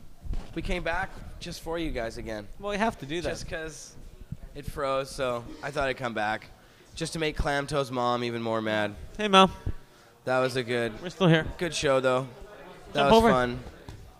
So now, I just want to go back to the chat. Is he not recording anymore? Yeah, we're still recording. Oh, hey. There's Mel Hempseed. What's up? I'm not even sure. We I just have think to have we're back fun, on. right? I just wanted to have say fun. hi and bye. We always have fun. Thanks for coming on, Mel. That was fun. I missed all of you guys. It's fun being back on Pot TV. I know, We miss you. been hanging out with your jerk ex-boyfriend too much and not down at Pot TV. No, you're not. You're going to be allowed. If she must have been having fun if she was hanging out with him. Well, she was having a lot of fun. See? That's the problem. That's the problem with all jerk boyfriends. Is they are fun. Until they act like a jerk. I was going to say something really crude, but it would have made me seem unclassy. So I'm going to let everyone think I'm so classy. You are classy. For the most part. But now, tell us about your show, Mel. You're going to have your show soon. We were about to end it. We haven't ended it yet. I don't even know. It's just going to be not Girls 7 Who o'clock. Dab and It'll probably just be like a once a month special thing. Yeah, it's not going to be a live thing or a recorded thing, right? Yeah, no, it's not going to be live. It's not going to be recorded. I'm going to try and have be everything written up from this great Northern Extraction Cup this weekend and have the videos done and sent off to JR. So hopefully by next week sometime it could be posted, and that can be like one of the first installments of Hempy's Girls Who Dab. Dun, dun, dun. Yeah, something like that. I don't know. Do you want any more of that? No, I'm good. Thank you. It's dead. I don't know. But if you that'll be fun. TV viewers have any ideas or requests of stuff that you want Hempy to do, I'm always down for like suggestions. Show, but it's going to have more range than just dabbing. And it's going to be girls and dabbing and funness and education and glass blowers probably and things like that. And Mel Hempseed's antics, which are hilarious at the very least. Yeah, I don't know. I always go through crazy shit. Like last night, I was on the SkyTrain and I looked over and someone was sitting in the corner jerking off. Oh, that's good. And I was like, wow, weird shit always happens to me. Why does this shit always happen to me? Take a good look. He was full on just like giving her. I had to actually like contact the authorities. Wow. He was like full. It wasn't just like it wasn't like old Emon from Can-Do just touching in his pants kind of thing. No. He was full on like giving her. Oh no. And I was like, oh. That's not good. That's not good at all. Did he finish? I wasn't. That's called someone's vinegar strokes when you like look them right in the eye while they're finishing. That's like looking in their soul. I just no. This is great stuff. I'm glad we came back for this. I'm glad I came back for this too. It happens from time to time. So yeah. I love you, Pot TV. Love you, Mel Hempseed. And okay, sorry now about the bus love trip. You, Pod TV. We're really ending the show. We'll see you next Friday. Friday? Yeah, are we gonna log in for like 4:20 or something? We'll see you back on this show next Friday. But FFGGFK asks, what time will Van 420 start live stream? Noon. We're gonna try and start it at noon. Yeah. So yeah, that's the time we start on Monday. So Redbeard will be this weekend, and then we got. I'm thinking Redbeard's this weekend, but if not, we'll see you Monday. Peace, Pod TV. Peace, guys.